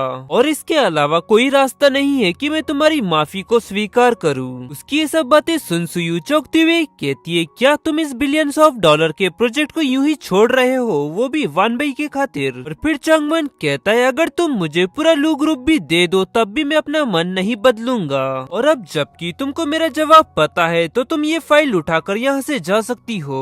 और फिर सुयू वो फाइल उठाते हुए कहती है हाँ ठीक है। और फिर वो मन में कहने लगती है मैंने ऐसा कभी नहीं देखा और मुझे तो अभी भी विश्वास नहीं हो रहा है कि ऐसा भी कोई हो सकता है जिसे पैसों की परवाह नहीं। और वहीं बाहर खड़ा वो व्यक्ति मन में कह रहा होता है लगता है कि बातचीत खत्म हो गई है और लगता है कि मैं कुछ ज्यादा ही सोच रहा था। मिस्टर चंगवन और सुयू के बीच में ऐसा कुछ नहीं है। और फिर तभी वहाँ वानबई आती हुई कहती है फेंग क्या चंगवन अपने ऑफिस में है। और उसकी आवाज सुन फेंग पीछे घूमते हुए कहता है मिस वानबई हाँ वो अपने ऑफिस में है और मिस्टर चंगवन ने अभी अभी किसी के साथ बिजनेस की बातें खत्म की है। और वहीं रूम के अंदर सुयू उसकी बातें सुन हैरानी से मन में कहती है क्या वानबई। और फिर चंगवन उससे कहता है क्या तुम अब यहाँ से नहीं जा रही हो। तब सुयू कहती है हाँ मैं ये डॉक्यूमेंट्स लेकर चली जाऊंगी। और फिर वो मन में कहने लगती है मैं इतनी आसानी से हार नहीं मानूंगी चंगवन। और अब जबकि वानबई यहाँ पर है तो मुझे उसे एक शो दिखाना चाहिए। फिर वो डॉक्यूमेंट की फाइल उठाती है और जानबूझकर चंगवन पर पानी गिरा देती है। और फिर चंगवन खड़े होते हुए कहता है ये तुमने क्या किया। और फिर सुयू से कहती है मुझे माफ करना चंगवन गलती से मेरा पानी को धक्का लग गया। और सुयू चंगवन से कह रही होती है लाओ मैं इसे साफ कर दूं। अब चंगवन कहता है नहीं दूर रहो मुझसे और चली जाओ यहाँ से। फिर सुयू उसकी पैंट पोंछती हुई कहती है सच में मैं माफी चाहती हूँ और प्लीज मुझे इसे साफ करने में तुम्हारी मदद करने दो। और वहीं चंगवन कह रहा होता है मैंने तुमसे कहा ना। और फिर तभी वानबई अंदर आती हुई कहती है चंगवन। उसकी आवाज सुन वो दोनों साइड देखने लगते हैं और वानबई उनको इस तरह देख चौंकती हुई कहती है चंगवन ये सब क्या चल रहा है। और वहीं फेंग भी उन दोनों को इस तरह देख चौंकते हुए मन में कहता है ये सब क्या हो रहा है। ने कभी उन दोनों के बीच में वो चिंगारी नहीं देखी और ऐसा कैसे हो सकता है। और फिर चंगवन सुयू को पीछे धकेलते हुए कहता है वानबई ये वैसा नहीं है जैसा तुम सोच रही हो। और फिर सुयू कहती है हाँ वो सही कह रहा है प्लीज वानबई तुम हमें गलत मत समझो और ये सिर्फ एक एक्सीडेंट था और मुझे माफ करना जो तुम्हें ये सब देखना पड़ा। और फिर वानबई कहती है ठीक है मैं समझ गई। और फिर वो मन में कहने लगती है सुयू सच में नकली एक्टिंग करती है और वो ये सब जानबूझकर कर रही है ताकि मैं चंगवन को गलत समझूं। और फिर सुयू कहती है वानबई हमारे बीच में सच में कुछ भी नहीं हुआ है। और फिर चंगवन गुस्से से कहता है सुयू तुम अब तुरंत यहाँ से निकल जाओ नहीं तो मैं किसी को बुलाकर तुम्हें यहाँ से बाहर निकलवा दूंगा। फिर सुयू कहती है चंगवन वो। और फिर चंगवन चिल्लाते हुए कहता है फेंग उसे यहाँ से बाहर निकालो। और फेंग तुमने दोबारा ऐसे लोगों को मेरे ऑफिस में आने दिया तो मैं तुम्हें नौकरी से निकाल दूंगा। और फेंग कहता है यस मिस्टर चंगवन। और फिर वो उससे कहता है मिस सुयू प्लीज इस तरफ आइए। और फिर वो मन में कहने लगता है अरे नहीं सारा दोष अंत में मेरे पर ही आ गया।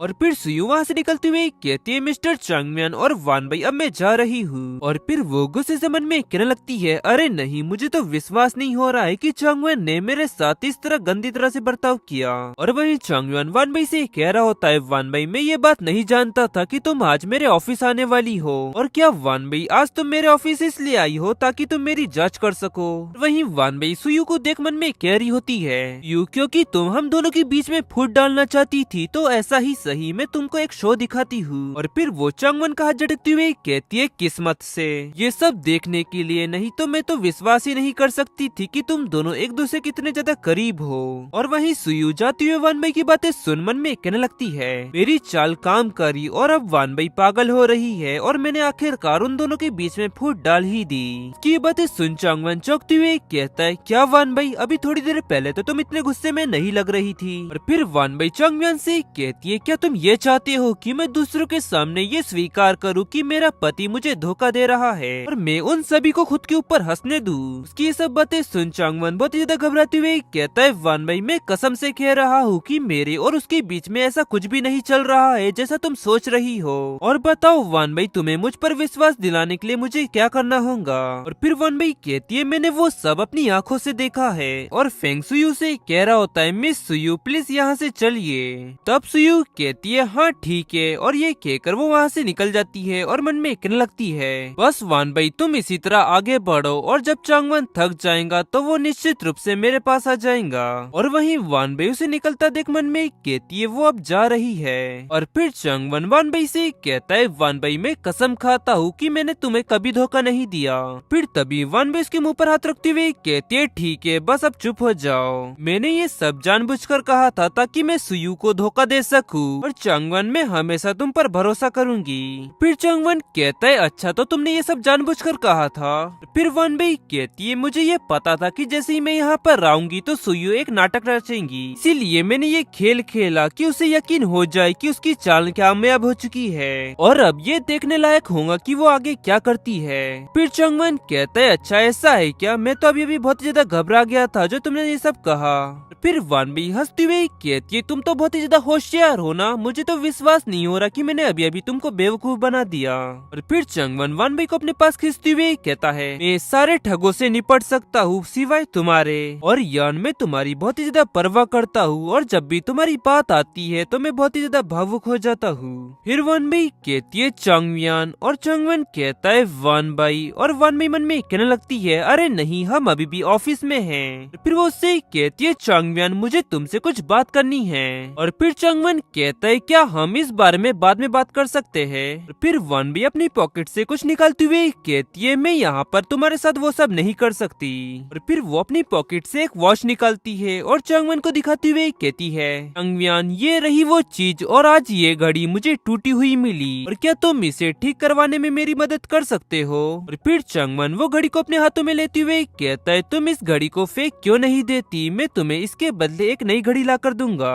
फिर वानबई उससे वापस घड़ी लेती हुई कहती है चंगयान तुम ये नहीं समझ सकते, ये मेरी मॉम की आखिरी निशानी है। उसकी ये बातें सुन चंगवन हैरानी से कहता है क्या तुम्हारी मॉम की आखिरी निशानी। और फिर वो मन में कहने लगता है क्या वानबई को अपनी मॉम की याद आ रही है। और फिर वानबई कहती है चलो रहने भी दो, मैं ये बात जानती थी कि तुम इसमें मेरी कोई मदद नहीं कर पाओगे और मेरे लिए बेहतर होगा कि मैं इसे ठीक करने के लिए किसी और की मदद मांगू। और वहीं चंगयान मन में कह रहा होता है ऐसा लगता है कि मुझे जल्द से जल्द वानबई के असली पिता को ढूंढना होगा, और अगर अभी भी वानबई के डैड जिंदा है और वो वानबई से मिलना चाहते होंगे तो मुझे पूरा यकीन है कि वानबई उन्हें अपने सामने देखकर बहुत ज्यादा खुश होंगी। और हमें एक प्राइवेट क्लब दिखाया जाता है जहाँ पर एक लड़की कह रही होती है मिस्टर चेंग क्या आपको मसाज से बेहतर महसूस हो रहा है। और फिर दूसरी लड़की उसे बेर खिलाती हुई कहती है मिस्टर चेंग इसे खाइए, ये बेर स्वादिष्ट है। और फिर हम उस व्यक्ति को देखते हैं और वो कहता है बहुत ही बढ़िया, मेरा जीवन ऐसा ही होना चाहिए। और तभी अचानक कोई लात मारकर गेट खोलता है और फूजिन चेन उस साइड देख गुस्से से चिल्लाने लगता है उन्हें जो मुझे परेशान करने की हिम्मत कर रहा है।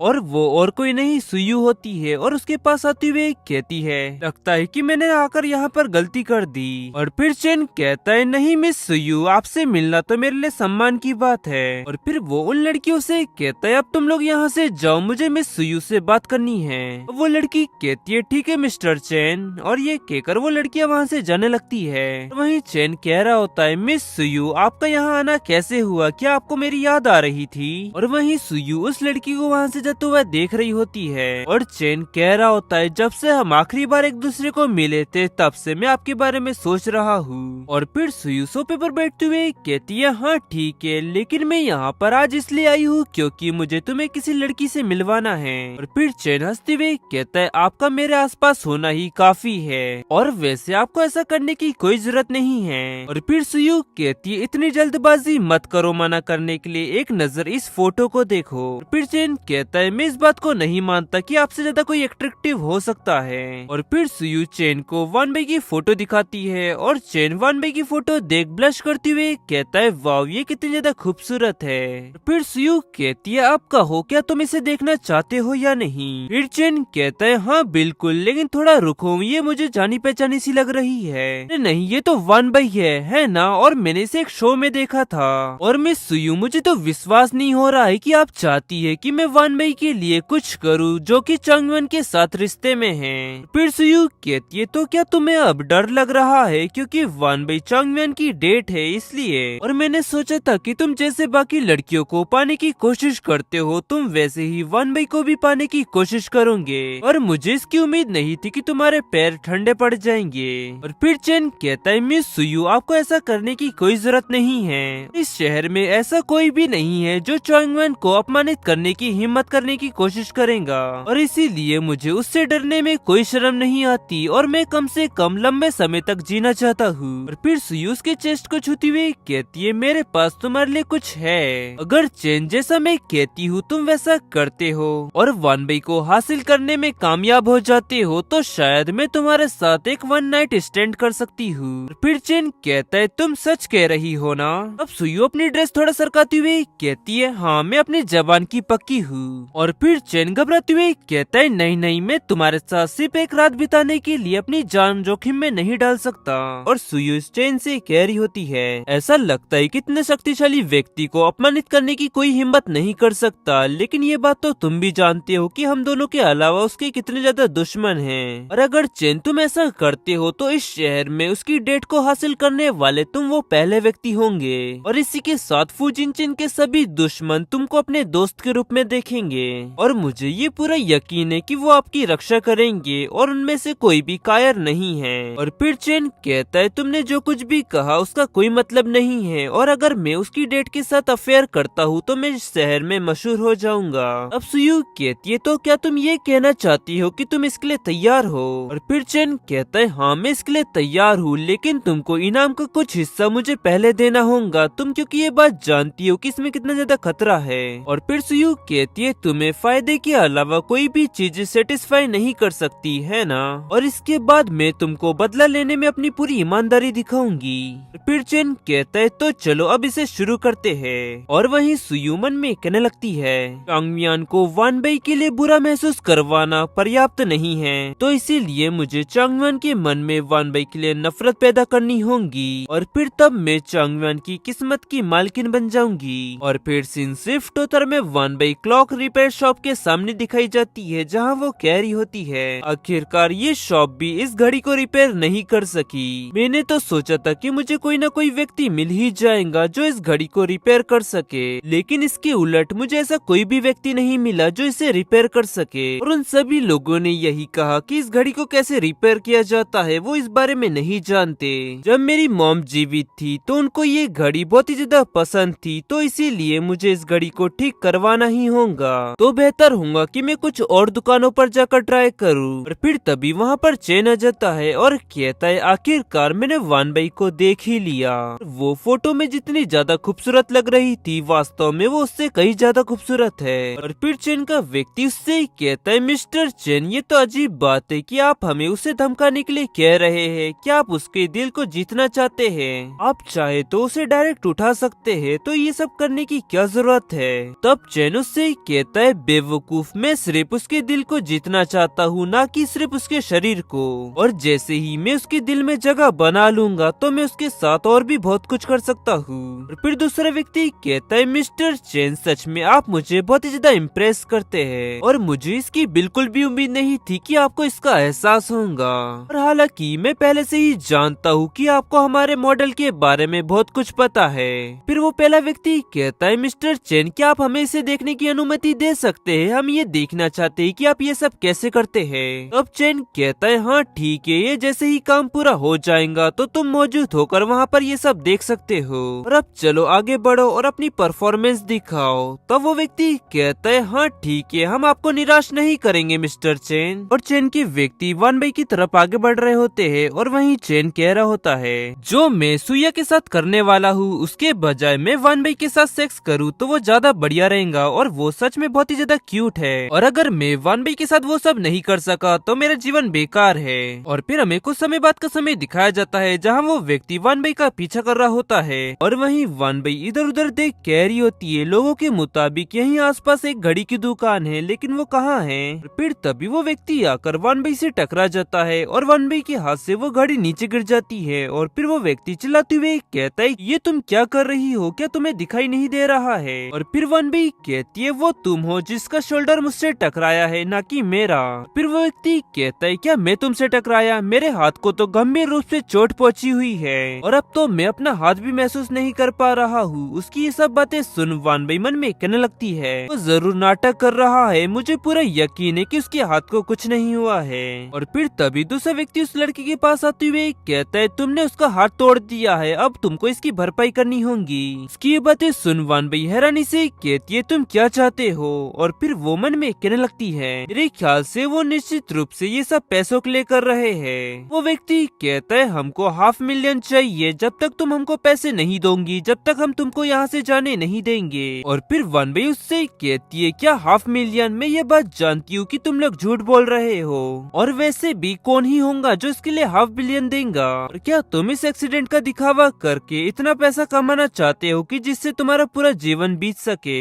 वानबई की बातें सुन वो व्यक्ति चिल्लाते हुए कहता है, तुम्हारी हिम्मत कैसी हुई हमको फेक कहने की। और फिर वो उस पर अटैक करने लगता है, तभी वो कोई उसका हाथ पकड़ते हुए कहता है, रुक जाओ। वो उसका ही साथी होता है और वो वानबई की तरफ देखते हुए कहता है, सच में तुम बहुत ही ज्यादा प्रिटी हो। और फिर वानबई हैरानी से कहती है, तुम क्या चाहते हो।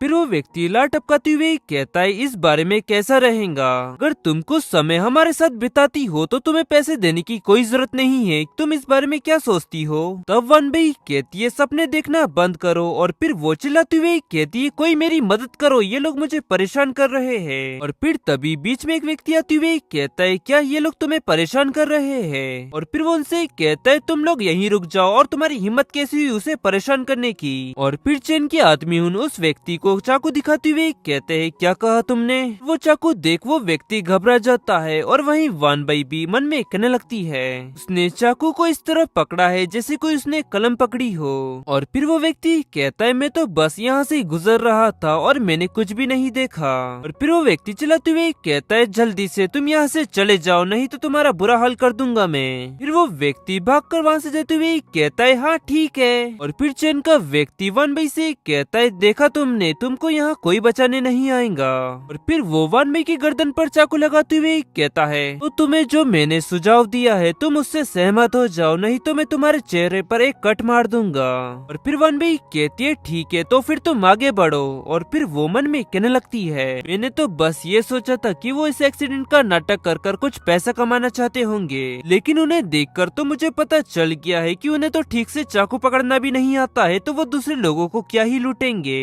और वानबई की बातें सुन वो व्यक्ति चौंकते हुए कहता है, क्या, और कांपते हुए मन में कहने लगता है, अरे नहीं, ये तो वैसा बिल्कुल नहीं हो रहा है जैसा हमने प्लान किया था।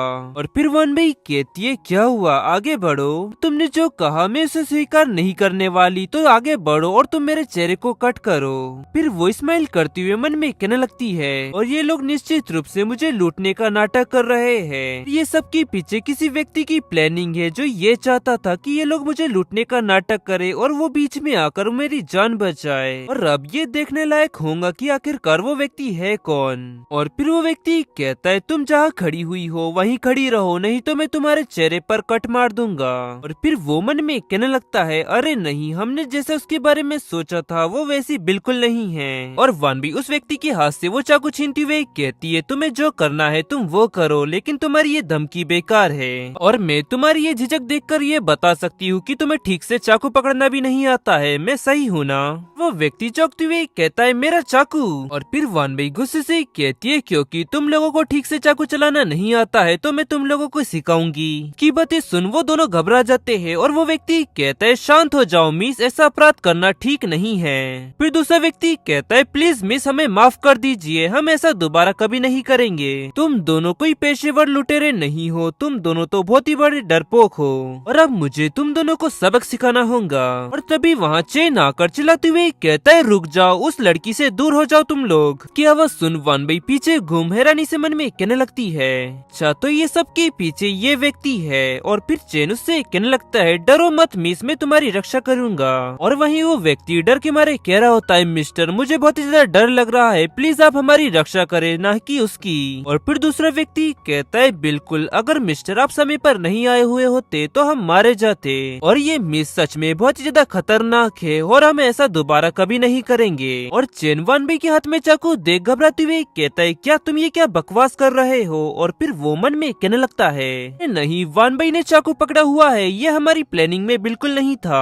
फिर वन बी उससे कहती है मिस्टर आप थोड़ा लेट हो गए। फिर चेन कहता है ये देखकर कि वो दोनों तुम्हें परेशान कर रहे हैं तो मैं तुम्हें मुसीबत से बचाने के लिए यहाँ भागते हुए आ गया, लेकिन ये आश्चर्य की बात है कि तुमने इन दोनों को संभाल लिया है और अब ऐसा लगता है कि मेरी यहाँ पर कोई जरूरत नहीं है। फिर वो मन में कहने लगता है धत तेरी की, वो दोनों कमीने एक लड़की से नहीं निपट सके। और फिर वन बी कहती है मिस्टर अभी भी आपकी जरूरत है, अब जैसे लोग बहुत ही कम होते हैं जो दूसरों की मदद करने के लिए आगे आते हैं। मिस्टर क्या आप मुझ पर एक एहसान करेंगे, क्या आप उन लोगों को मार सकते हैं? अगर आप ऐसा करते हैं तो मैं आपकी आभारी रहूंगी। चेन उसकी बातें सुन चौंकते हुए कहता है क्या? और फिर वो मन में कहने लगता है उसका ये मतलब है कि वो ये बात जानती है कि ये दोनों व्यक्ति मेरे लिए काम करते हैं, है ना? और फिर वो व्यक्ति अपने हाथ जोड़ते हुए कहता है मिस आप हमारे साथ ऐसा कैसे कर सकती है, ना ही हमने आपको चोट पहुंचाई और ना ही हमने आपको पीटा, और आप क्या चाहती है कि वो हम पर हमला करे? और फिर दूसरा व्यक्ति कहता है जो तुमने अभी अभी कहा उस शब्द को वापस ले लो,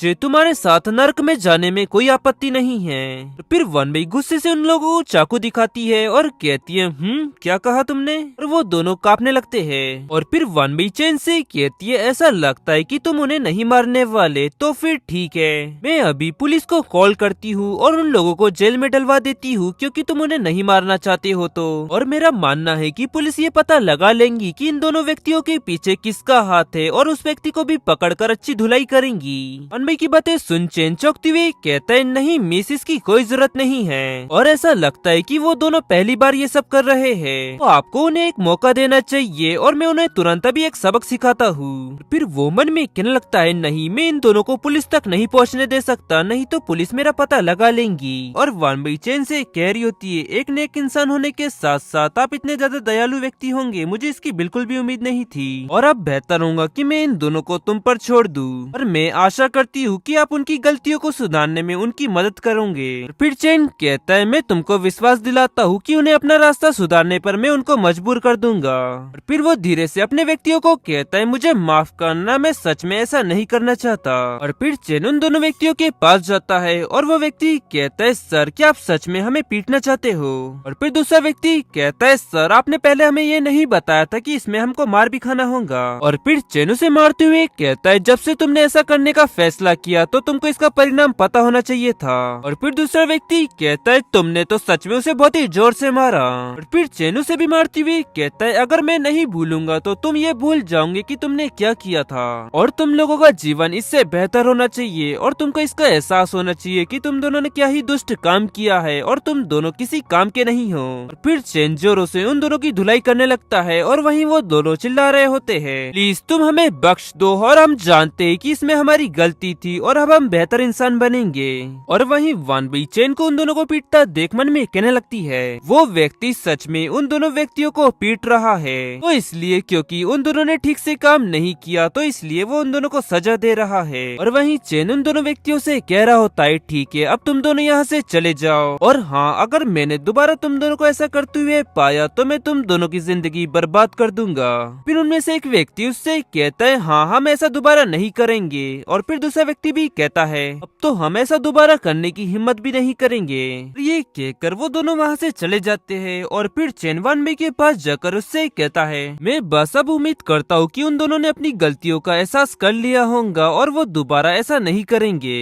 फिर वन बी कहती है मुझे पूरा विश्वास है कि तुम्हारे ये सबक से वो दोनों जरूर कुछ सीखेंगे, लेकिन क्या ये ठीक है तुमने उन दोनों व्यक्तियों को बहुत ही जोर से मारा और अब क्या तुम उन दोनों व्यक्तियों का मेडिकल बिल का भुगतान करोगे? अब चेन हंसते हुए कहता है मिस आप क्या ही मजाक कर रही है और मेरे पास उन दोनों का मेडिकल बिल का भुगतान करने का कोई कारण नहीं है और अगर वो दोनों दोबारा ऐसा करते हैं और मैंने ऐसा करते हुए उन दोनों को पाया तो मैं फिर से उन दोनों की पिटाई करूंगा। फिर वान बई कहती है हाँ मैं भी उम्मीद करती हूँ कि वो दोनों ऐसा दोबारा ना करे। और ये लो ये नाइफ तुम अपने पास रखो, मेरी तरफ से गिफ्ट मेरी हेल्प करने के लिए। तो अब मुझे चलना चाहिए, बाय। भी चैन उसे रोकते हुए कहता है रुक जाइए मिस लिन। उसकी बात सुन वान बई कहती है तुमको मेरा सरनेम कैसे पता चला। और फिर चैन चौंक जाता है और उससे कहता है वो तो बस ऐसे ही मेरे मुंह से निकल गया। और फिर वो मन में कहने लगता है अरे नहीं मैंने गड़बड़ कर दी। और वान बई चैन से कह रही होती है अच्छा मैंने सोचा कि तुम मुझे पहले से ही जानते हो। फिर चैन कहता है नहीं ऐसा कैसे हो सकता है, और चलिए मैं आपको अपना इंट्रोडक्शन देता हूँ। मेरा नाम चैन है और यही हमारी किस्मत है मिस जो हम एक दूसरे से मिले। तो मिस बताइए क्या हम एक दूसरे के दोस्त बन सकते हैं। और फिर वान बई कहती है तुमको नहीं लगता कि ये कुछ ज्यादा ही जल्दी है, हम एक दूसरे को पहली बार मिले हैं। और फिर वान बई मन में कहने लगती है ये व्यक्ति भी ठीक सुयु जैसी मेरे से दोस्ती करने की कोशिश कर रहा है। फिर चैन कहता है सच कहूँ तो मैंने जब तुमको उन दोनों व्यक्तियों से लड़ते हुए देखा तो मैं खुद को तुम्हारी ओर आकर्षित होने से रोक नहीं पाया, और इसीलिए मिस मैं आपकी ओर दोस्ती का हाथ बढ़ा रहा हूँ और मुझे उम्मीद है कि आपको इससे कोई दिक्कत नहीं होगी। फिर वान बई कहती है मिस्टर चैन मैं आपको निराश कर रही हूँ लेकिन मैं पहले से ही किसी और से प्यार करती हूँ, इसलिए मुझे इसका अफसोस है। और फिर वो मन में कहने लगती है ये व्यक्ति पहले से ही मुझे जानता है और फिर भी इसने अपनी फीलिंग्स मेरे सामने रखी। सच में कितना साहसी कदम है, और आखिरकार इस व्यक्ति को ऐसा करने के लिए किसने कहा। और फिर चैन कहता है मिस वान बई इतनी जल्दी मुझे रिजेक्ट मत करिए, और बस आप मुझे अपने एक प्रशंसक के रूप में देखिए, और मैं ये सुनिश्चित कर सकता हूँ कि मैं ही आपके लिए पर्याप्त हूँ। आशा करता हूँ कि आप मुझे एक मौका देंगी। और तभी उसे कोई आवाज देते हुए कहता है वान बई। और वान बई हैरानी से पीछे घूमती है और वो व्यक्ति और कोई नहीं मिस्टर ज्वेलिंग होते हैं। और फिर वो वान बई के पास आकर उससे कहते हैं मिस वान बई आप यहाँ पर। और जब मैंने आपको देखा तो मुझे लगा कि मुझे गलतफहमी हो रही है। और फिर ज्वेलिंग उस व्यक्ति को देख हैरानी से कहते तुम चेंग डोंग हो है ना।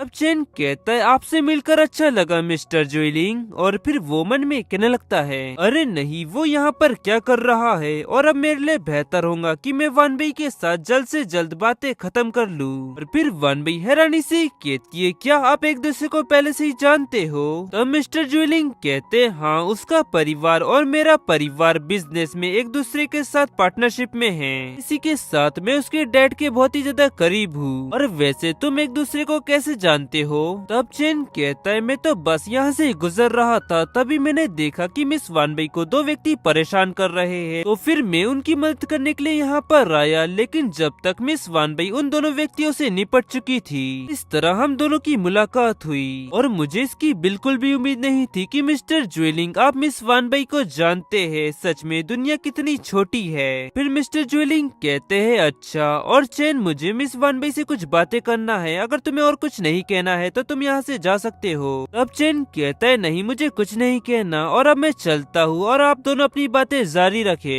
और फिर वो जाते हुए मन में कहने लगता है वो मुझे यहाँ से भगा रहे हैं, लेकिन ठीक है मुझे अब चलना चाहिए, और अब मुझे कोई और दूसरे मौके की तलाश करनी होगी। वहीं वान बई मन में कह रही होती है तो उसका संबंध लू के परिवार से है, और इसी के साथ साथ सुयु भी लू के परिवार से संबंधित है। और क्या चैन ने जो कुछ भी किया उसके पीछे सुयु जिम्मेदार है। और मिस्टर ज्वेलिंग वान बई से कह रहे होते हैं मिस वान बई आप चैन से दूर रहे और कोशिश करे कि आप उससे दोबारा ना मिले। और उसने सज्जन होने का दिखावा करते हुए उसने कई घिनौने काम किए हैं, और वो कोई सज्जन व्यक्ति बिल्कुल नहीं है जो अपनी जिंदगी में अच्छे कामों के लिए जाना जाता हो।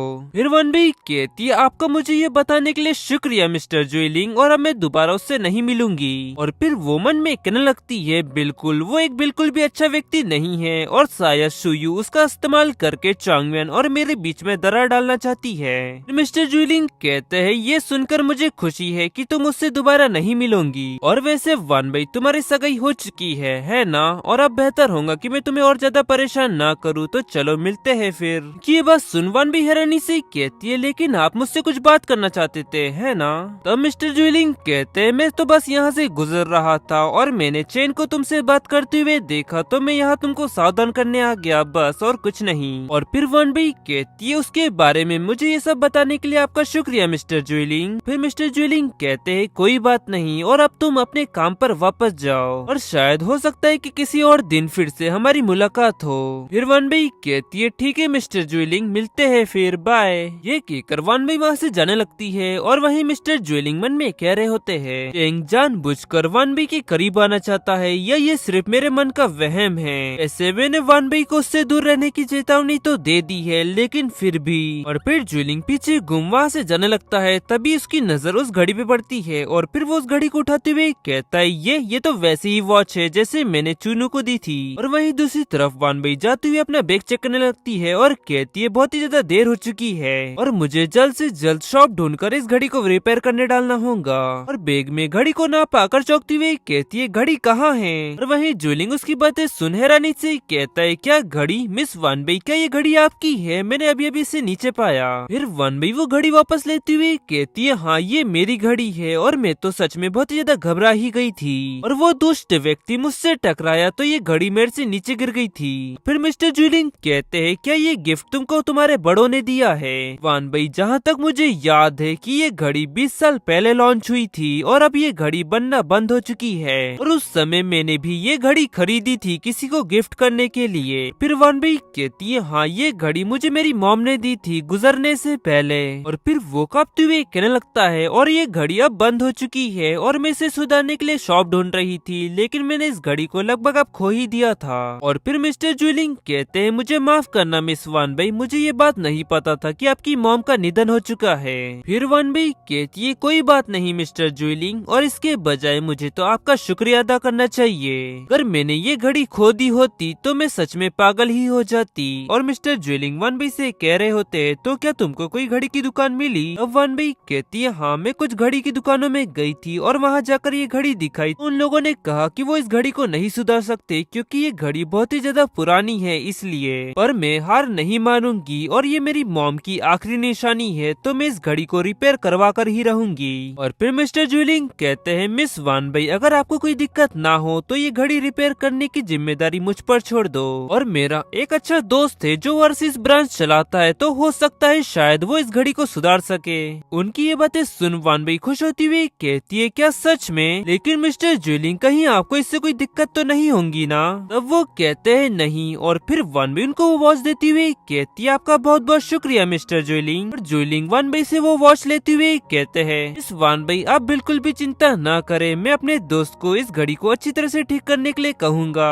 और फिर वो मन में कहने लगते हैं क्या तुमने भी अपने बच्चे को वो घड़ी दी होंगी? और फिर सीन शिफ्ट में चांगवन का ऑफिस दिखाया जाता है और एक व्यक्ति अंदर जाते हुए कहता है सर मुझे मिस वानबई की मॉम के बारे में जानकारी मिली है जो आप चाहते थे। और फिर वो फाइल चांगवन को दे देता है और चांगवन उस फाइल को देख कहता है अच्छा तो वानबई की मॉम का नाम चुनू है और जब वो विदेश में थी तो वो किसी से मिली थी। और फिर वो व्यक्ति कहता है हाँ और वो दोनों चाइनीज है और वो उस व्यक्ति से विदेश में अध्ययन करने से पहले मिली थी। और फिर चांगवन हैरानी से कहता है उनके बॉयफ्रेंड के बारे में और कुछ? वो व्यक्ति कहता है नहीं शायद उन दोनों ने अलग अलग स्कूल में पढ़ाई की है और मिस वानबई की मॉम ने शायद ही उन दोनों के रिश्ते के बारे में किसी और से बात की होंगी। और वहीं चांगमियान उस फाइल को देखते हुए मन में कहने लगता है इस फाइल के मुताबिक वानबई की मॉम की शादी से पहले उनका एक बॉयफ्रेंड था तो हो सकता है कि वो व्यक्ति वानबई का पिता हो। और फिर वो व्यक्ति कहता है मिस्टर चांगमियान इस व्यक्ति के साथ कुछ तो गड़बड़ है। चांगमियान कहता है उस व्यक्ति के बारे में और भी जानकारी इकट्ठा करो और पता करो कि आखिरकार वो है कौन। फिर वो व्यक्ति कहता है यस सर। और फिर सीन शिफ्ट उत्तर में चांगमियान का घर दिखाया जाता है जहाँ चांगमियान घर पर आता है और उसे घर आता देख वानबई हैरानी से कहती है चांगमियान तुम इतनी जल्दी घर वापस आ गए, मुझे लगा कि तुम आज बहुत ही ज्यादा बिजी होंगे।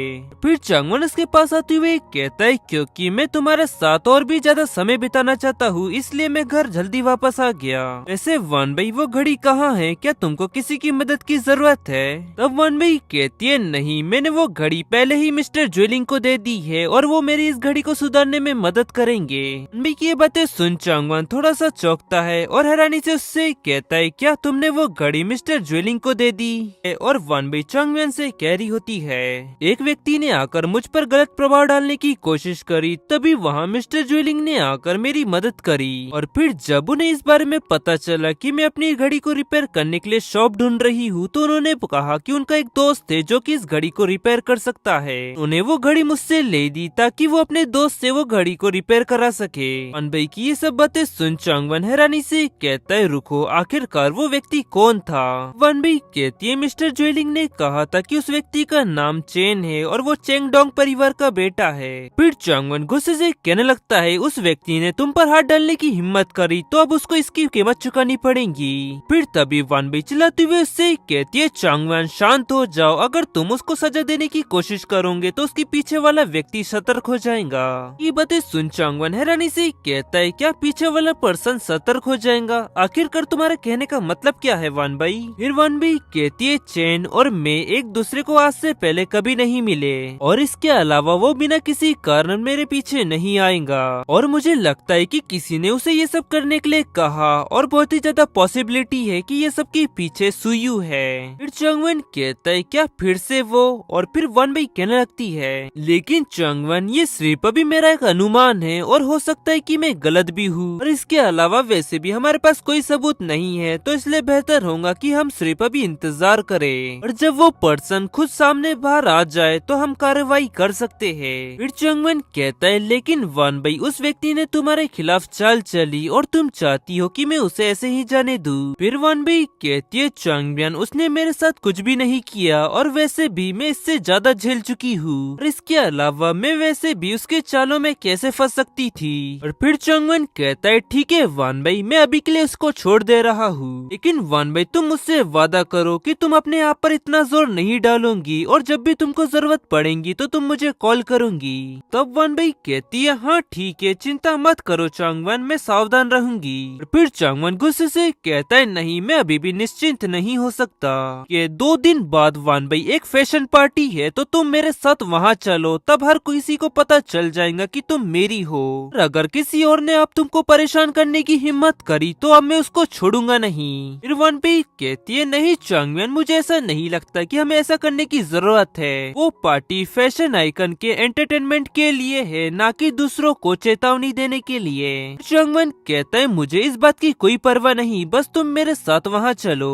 फिर वो वन भाई के माथे को चूमते हुए कहता है चलो वन भाई अब सोने चलते हैं। और फिर वन भाई मन में कहने लगती है अब वो मेरे लिए सब कुछ करने को तैयार है और जब से उसने अपनी याददाश्त खो दी तो वो मेरे लिए पहले से भी ज्यादा अच्छा हो चुका है। और 2 लड़कियां फ्लावर बुके देख खुश होती हुए कह रही होती है वो देखो मिस वन भाई की डेस्क पर फ्लावर बुके। दूसरी लड़की कहती है हाँ वो गुलाब का बुके बहुत ही ज्यादा सुंदर लग रहा है और क्या ये बुके उनके लवर ने उनको भेजा है, सच में उनका लवर कितना ज्यादा रोमांटिक है और मुझे तो उनसे अब जलन हो रही है। और फिर तभी वहाँ पर वन भाई आ जाती है और हैरानी से कहती है आखिरकार तुम दोनों मेरी डेस्क के पास क्यों खड़ी हुई हो। उसकी आवाज सुन उसमें से एक लड़की कहती है मिस वन भाई ये देखिए, और वन भाई उस साइड देखते हुए हैरानी से कहती है क्या गुलाब का बुके। फिर यान जाकर अपनी डेस्क पर बैठ जाती है और ब्लश करते हुए कहने लगती है मुझे चांगवन से ये कहना ही होगा कि वो मुझे इस तरह फूलों का बुके देना बंद कर दे क्योंकि वो हर दिन मेरे डेस्क पर फूलों का बुके रख देता है जिससे मेरे कलीग्स मुझसे बड़ी अजीब नजरों से देखने लगते हैं और ये सच में बहुत ही ज्यादा एम्बेरसिंग है। और फिर सीन शिफ्ट उत्तर में कुछ घंटे बाद का समय दिखाया जाता है जहाँ यान का ऑफिस छूट चुका होता है और उसकी कलीग उससे कह रही होती है इस वन भाई अब मेरा बॉयफ्रेंड आ चुका है मुझे लेने के लिए और अब मैं जा रही हूँ उसके साथ एंजॉय करने के लिए, तो फिर मिलते हैं कल।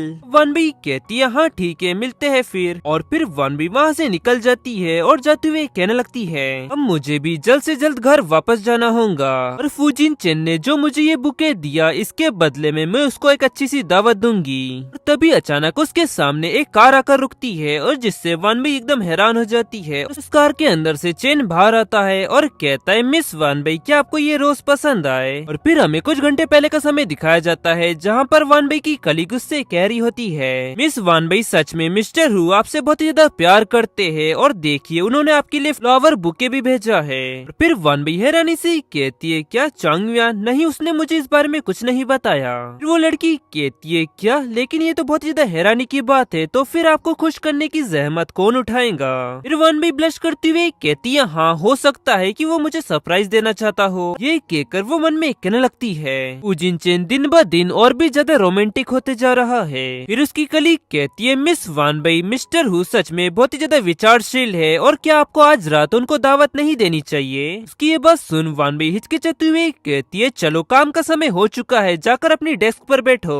फिर उसकी कलीग कहती है देखिए आप कितनी ज्यादा शर्मा रही है, आप जानती है कि मैं किस बारे में बात कर रही हूँ। और वहीं बैठा एक और कलीग उसकी बातें सुन हंसते हुए कहने लगता है ठीक है, उसे चिढ़ाना बंद करो और जाकर अपना काम करो। वो लड़की कहती है अफसोस की बात है मिस वानबई कि आपके पास गुलाब और लवर दोनों है और मेरे पास सिर्फ काम और काम ही है। और फिर हमें प्रेजेंट का समय दिखाया जाता है जहाँ वानबई उसकी बातें सुन उससे कहती है इससे तुम्हारा कोई लेना देना नहीं है। और फिर वो मन में कहने लगती है वो फिर से आखिरकार वो हार क्यों नहीं मान रहा है। चैन आगे बढ़ वानबई से कहने लगता है इससे मेरा कैसे कोई लेना देना नहीं है, मैंने इस फ्लावर बुके को तुम्हारे लिए चुना है और अगर तुम मुझे ये बता दो कि तुम्हें ये पसंद आए या नहीं तो मैं तुमको अगली बार और कुछ भेजूंगा। इसकी सब बातें सुन वानबई चौंकती हुई कहती है क्या तो ये फूल तुमने भेजे है। तब चैन कहता है हाँ मैंने ये तुम्हारे लिए चुना है और ऐसा लगता है कि तुम्हें ये फूल बहुत ही ज्यादा पसंद आए, नहीं तो तुम पूरे रास्ते भर से अपने साथ लेकर नहीं चलती। वानबई उसे फूल देती हुई कहती है मुझे माफ करना, मुझे ये नहीं पता था कि ये फूल का बुके तुमने मुझे भेजा है, ये लो इसे तुम वापस ले लो।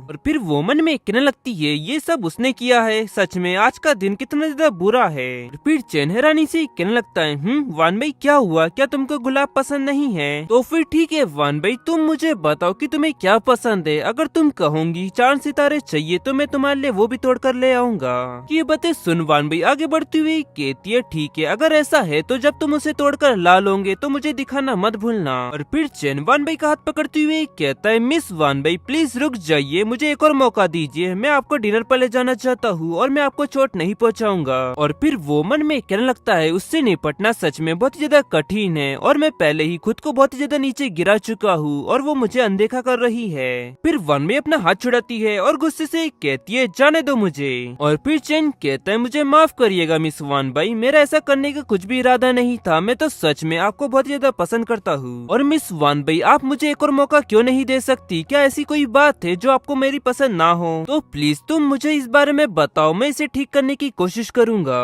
फिर वानबई कहती है अच्छा ऐसी बात है तो फिर ठीक है, मैं चाहती हूँ कि तुम मुझसे बस दूर रहो। फिर चैन कहता है मिस वानबई आप मेरी क्रश है और आप हमेशा मुझे खुद से दूर क्यों धकेलती रहती हो?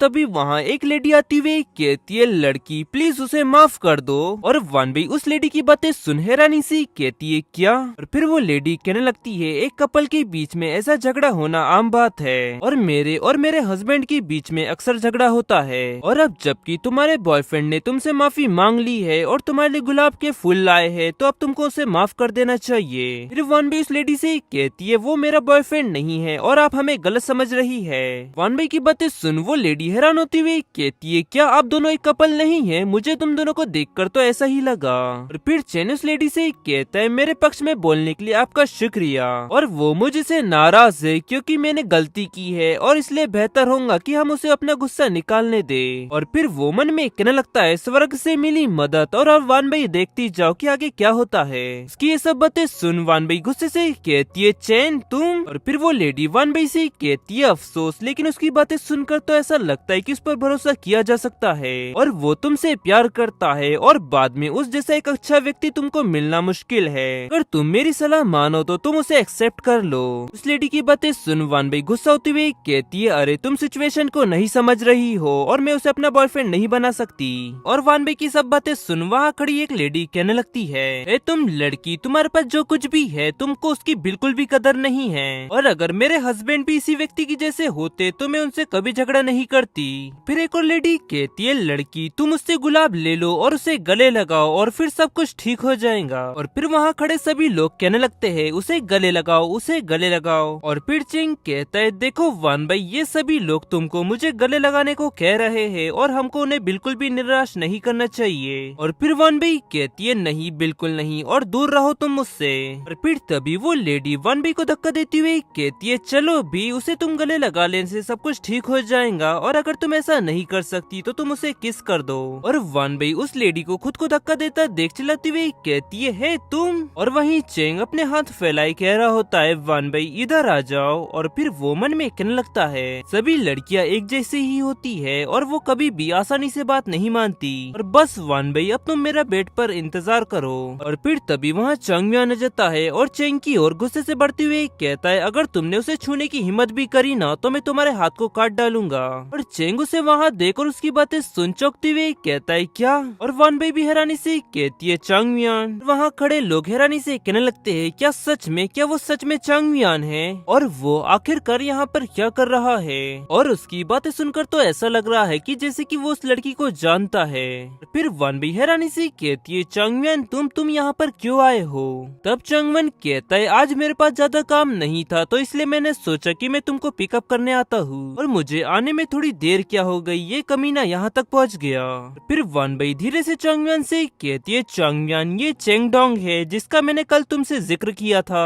और फिर चेंग कहते हैं मिस्टर चांगमियान दुनिया कितनी छोटी है ना, मुझे आपकी यहाँ मिलने की बिल्कुल भी उम्मीद नहीं थी। और फिर वो मन में कहने लगता है अरे नहीं ये कमीना यहाँ पर क्यों आ गया। और फिर चांगमन गुस्से से कहता है अच्छा तो तुम हो चेंगडुआन, तो तुम मुझे जानते हो तो तुम्हें मेरे बारे में सब कुछ पता होगा, तो फिर तुमने मेरी वुमन पर हाथ डालने की हिम्मत कैसे करी, क्या तुम कहीं अपने आप पर कयामत चाहते हो।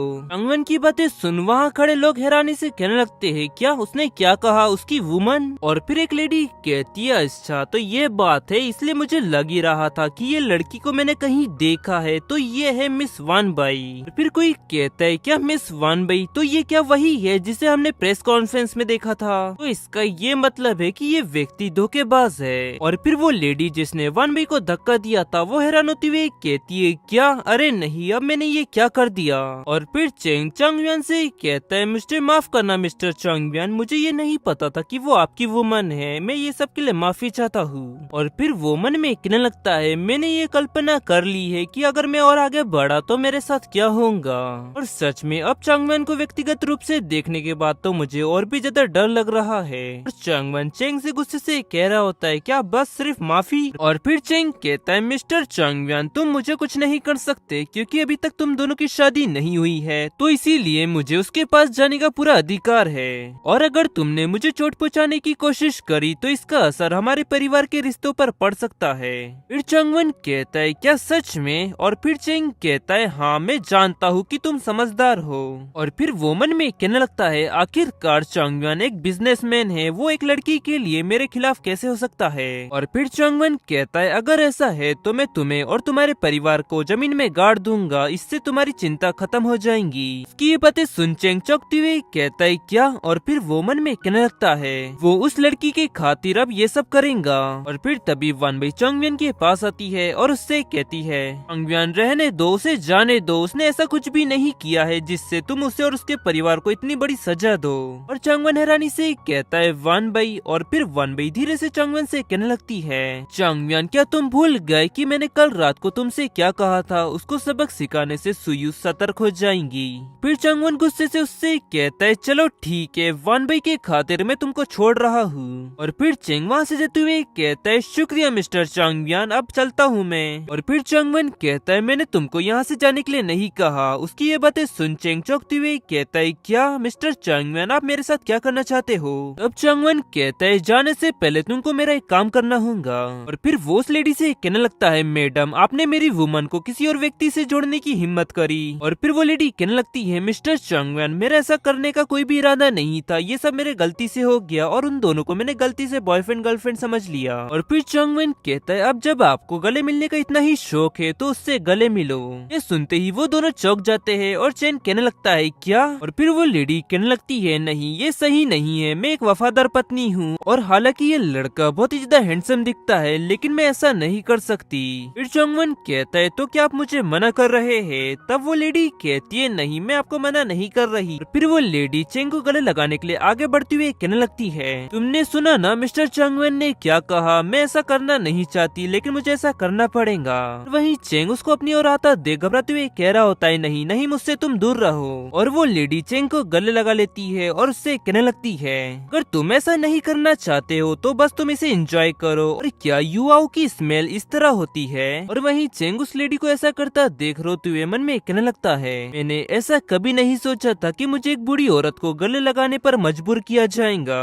और वहीं वन बई चांगमियान को देख मन में कह रही होती है चांगमियान ने चेंग को बहुत ही दिलचस्प सजा दी है। उस लेडी ने चेन को इतनी टाइट पकड़ा हुआ होता है कि वो कांपने लगता है और चांगमियान से कहता है मिस्टर चांगमियान क्या अब मैं यहाँ से जा सकता हूँ। अब चांगमियान कहता है मैंने यहाँ कुछ लोगों को कहते हुए सुना कि उस लेडी को तुम्हें किस करना चाहिए। फिर चेंग हैरानी से कहता है क्या किस। और फिर वो लेडी भी कहने लगती है क्या किस, हाँ ठीक है, मैंने कभी भी अपने हस्बैंड के अलावा किसी और को किस नहीं किया, तुम्हारी किस्मत अच्छी है यंग मैन। अब चलो शुरू करते हैं। और वहीं उसे ऐसा करता देख चेंग कहने लगता है क्या नहीं, कभी नहीं। और फिर चंगवन गुस्से से कहता है अगर तुम ऐसा नहीं करते हो तो मैं अपनी आदमियों से कहूंगा कि वो तुम्हारी मदद करे और फिर तुमको उस लेडी को कई बार किस करना पड़ेगा।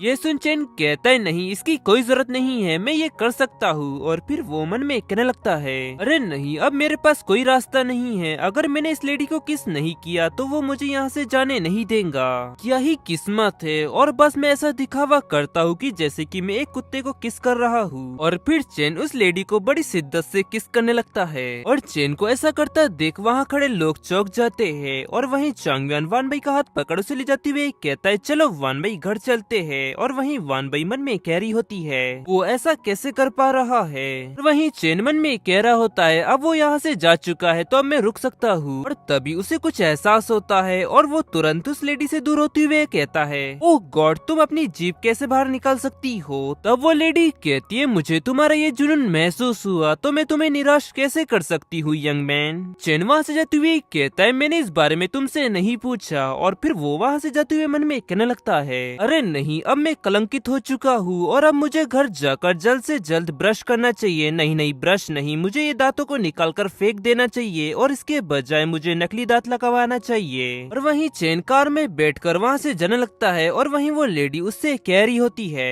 अरे रुक जाओ यंग मैन, मुझे तुम अपना नंबर तो दो, मुझे लगता है कि हम इसे सॉल्व कर सकते हैं। वहीं चेन तेजी से कार से वहाँ से निकल जाता है और उसे इतनी तेजी से जाता देख वो लेडी कहने लगती है वो बड़ी तेजी से यहाँ से चला गया, लगता है कि उसे भी मजा आया। और फिर सीन शिफ्ट उतरा में चांगम्यान और वान भाई कार में दिखाए जाते हैं जहाँ वान भाई चांगम्यान से कह रही होती है चांगम्यान क्या तुम अभी भी मुझसे नाराज हो। अब चांगम्यान कहता है तो क्या मुझे इससे खुश होना चाहिए कि एक व्यक्ति ने तुमको फूल दिए और इसी के साथ साथ तुमने उससे बातें भी करी। फिर वान भाई कहती है ये सब मेरे प्लान का हिस्सा है। रुको चांगम्यान, क्या तुमको उससे जलन हो रही है। फिर चांगम्यान और गुस्से में कहता है नहीं, मुझे कोई भी जलन नहीं हो रही है और इसके अलावा तुमने तो उससे फूल ले ही लिए थे और अगर मैं यहाँ पर नहीं आता तो हो सकता है कि तुम उसे अपने साथ घर भी ले जाती। और फिर तभी वान भाई चांगम्यान की गालों पर किस कर देती है और वहीं चांगम्यान हैरानी से मन में कहता है क्या। और वान भाई चांगम्यान से कह रही होती है चांगम्यान पागल मत बनो, मुझे लगा कि वो गुलाब का बुके तुमने भेजा है मेरे लिए और जब मुझे इस बारे में पता चला कि वो बुके तुमने नहीं बल्कि चेन ने भेजा है तो मैंने तुरंत चेन को वो बुके वापस कर दिया। और फिर चांगम्यान हैरानी से कहता है क्या मैंने। और फिर वान भाई गुस्से से कहती है हाँ, और तुम्हें क्या लगता है कि मैं किसी और व्यक्ति से फूल लूंगी। और फिर चांगम्यान कहता है बिल्कुल नहीं वान भाई, माफ करना जो मैंने तुमको गलत समझा और प्लीज वान भाई गुस्सा मत हो और मुझे माफ कर दो।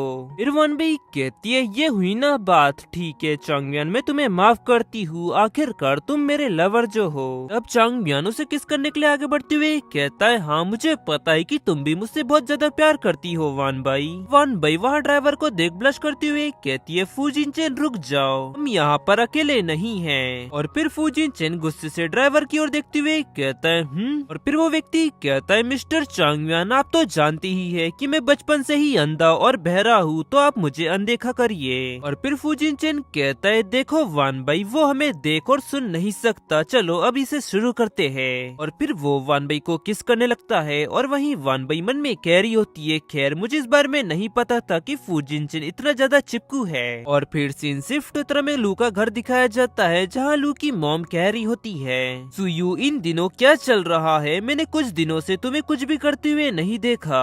तब सुयू कहती है आंटी मई जल्दबाजी करने से काम बिगड़ जाता है और सब कुछ मेरे कंट्रोल में है आंटी मई, और अब बस आप निश्चिंत हो जाइए और यहाँ से चली जाइए। फिर मई कहती है सुयू मैं हर समय परेशान नहीं रह सकती और तुम ये बात जानती हो कि चाहे तुम कुछ भी करो इसका परिणाम तुमको अच्छा या बुरा मिल सकता है। जब से मैंने तुमको विला और वो प्रोजेक्ट दिया है उसके बदले में मुझे कुछ भी नहीं मिला है, क्या ये एक नॉर्मल बात है। और फिर सुयू कहती है आंटी मई आपका मतलब क्या है, मैं आपकी भतीजी हूँ, मैं आपको और आपके पैसों को धोखा कैसे दे सकती हूँ। फिर मई कहती है मेरा वो मतलब बिल्कुल नहीं था, लेकिन बेहतर होगा कि तुम क्या कर रही हो इसका मुझे सबूत दो, नहीं तो मैं तुमको आगे और कुछ नहीं दूंगी। फिर सुयू कहती है आंटी मई मैंने आपको चिंता में डाला इसके लिए मैं माफी चाहती हूँ। दरअसल बात ये है कि मैंने चेंग को वान भाई के पीछे भेजा और उससे ने कहा कि वो जाकर वानबाई से रिलेशंस बनाए, और जब चांगयुन को उन दोनों के रिश्ते के बारे में पता चलेगा तब चांगयुन वानबाई को छोड़ देगा और फिर हम आसानी से वानबाई से निपट सकते हैं। और फिर वो गुस्से से मन में कहने लगती है, जब एक बार मैं उसकी सारी संपत्ति अपने नाम कर लूंगी। जब मैं देखती हूँ कि वो मुझसे इस तरह कैसे बात करती है। सुयू की बातें सुन में हैरानी से कहती है, क्या चेन चेन के बारे में मैंने सुना है कि वो बहुत ही ज्यादा रंगीन मिजाज का है। और सुयू आंटी में इसे कह रही होती है, और इसीलिए तो मैंने इस काम के लिए चेन को चुना। और अभी अभी उसका कॉल आया था और उसने मुझे बताया कि वो रास्ते में है, और शायद मेरे ख्याल से वो हमें यहाँ कुछ अच्छी खबर सुनाने आ रहा है। और तभी वहाँ चेन ब्रश करते हुए पहुँच जाता है और सुयू उसके पास जाती हुए कहती है, चेन तुम अपने दांत क्यों ब्रश कर रहे हो? क्या तुमने अभी अभी वानबाई के साथ संबंध बनाए? फिर चेन गुस्से से कहता है, नहीं, काश ऐसा हो पाता। इसके बजाय मैंने एक बूढ़ी औरत को किस किया और मैंने वानबाई के साथ कोई संबंध नहीं बनाए, और इसके अलावा मैं चांगयुन से भी मिला। मेरी ये किस्मत, लगभग चांगयुन ने मुझे मार ही डाला था। कि ये सब बातें सुन सुयू चौंकती हुई कहती है, क्या? और फिर आंटी मई उसके पास आती हुई कहती है, सुयू क्या हुआ? क्या कोई बुरी खबर है? और तुमने मुझसे वादा किया था कि तुम वानबाई को सबक सिखाओगी और तुम्हारा ये प्लान फेल हो गया, और अब हम क्या करें? और फिर सुयू कहती है, लगता है कि अब ये तरकीबें काम नहीं करेंगी। अब मुझे अपने तुरुप के इक्के को बाहर निकालना ही होगा। और मुझे हाल ही में पता चला है कि चांगयुन जल्द ही वानबाई को एक फैशन पार्टी में ले जाने वाला है। हम लोग वहाँ पर जाकर वानबाई के खिलाफ साजिश रच सकते हैं। और फिर वो मन में कहने लगती है, मैं चांगयुन और वानबाई को अपनी तरफ खींचने जा रही थी, लेकिन अब लगता है कि मुझे अपना प्लान चेंज करना होगा।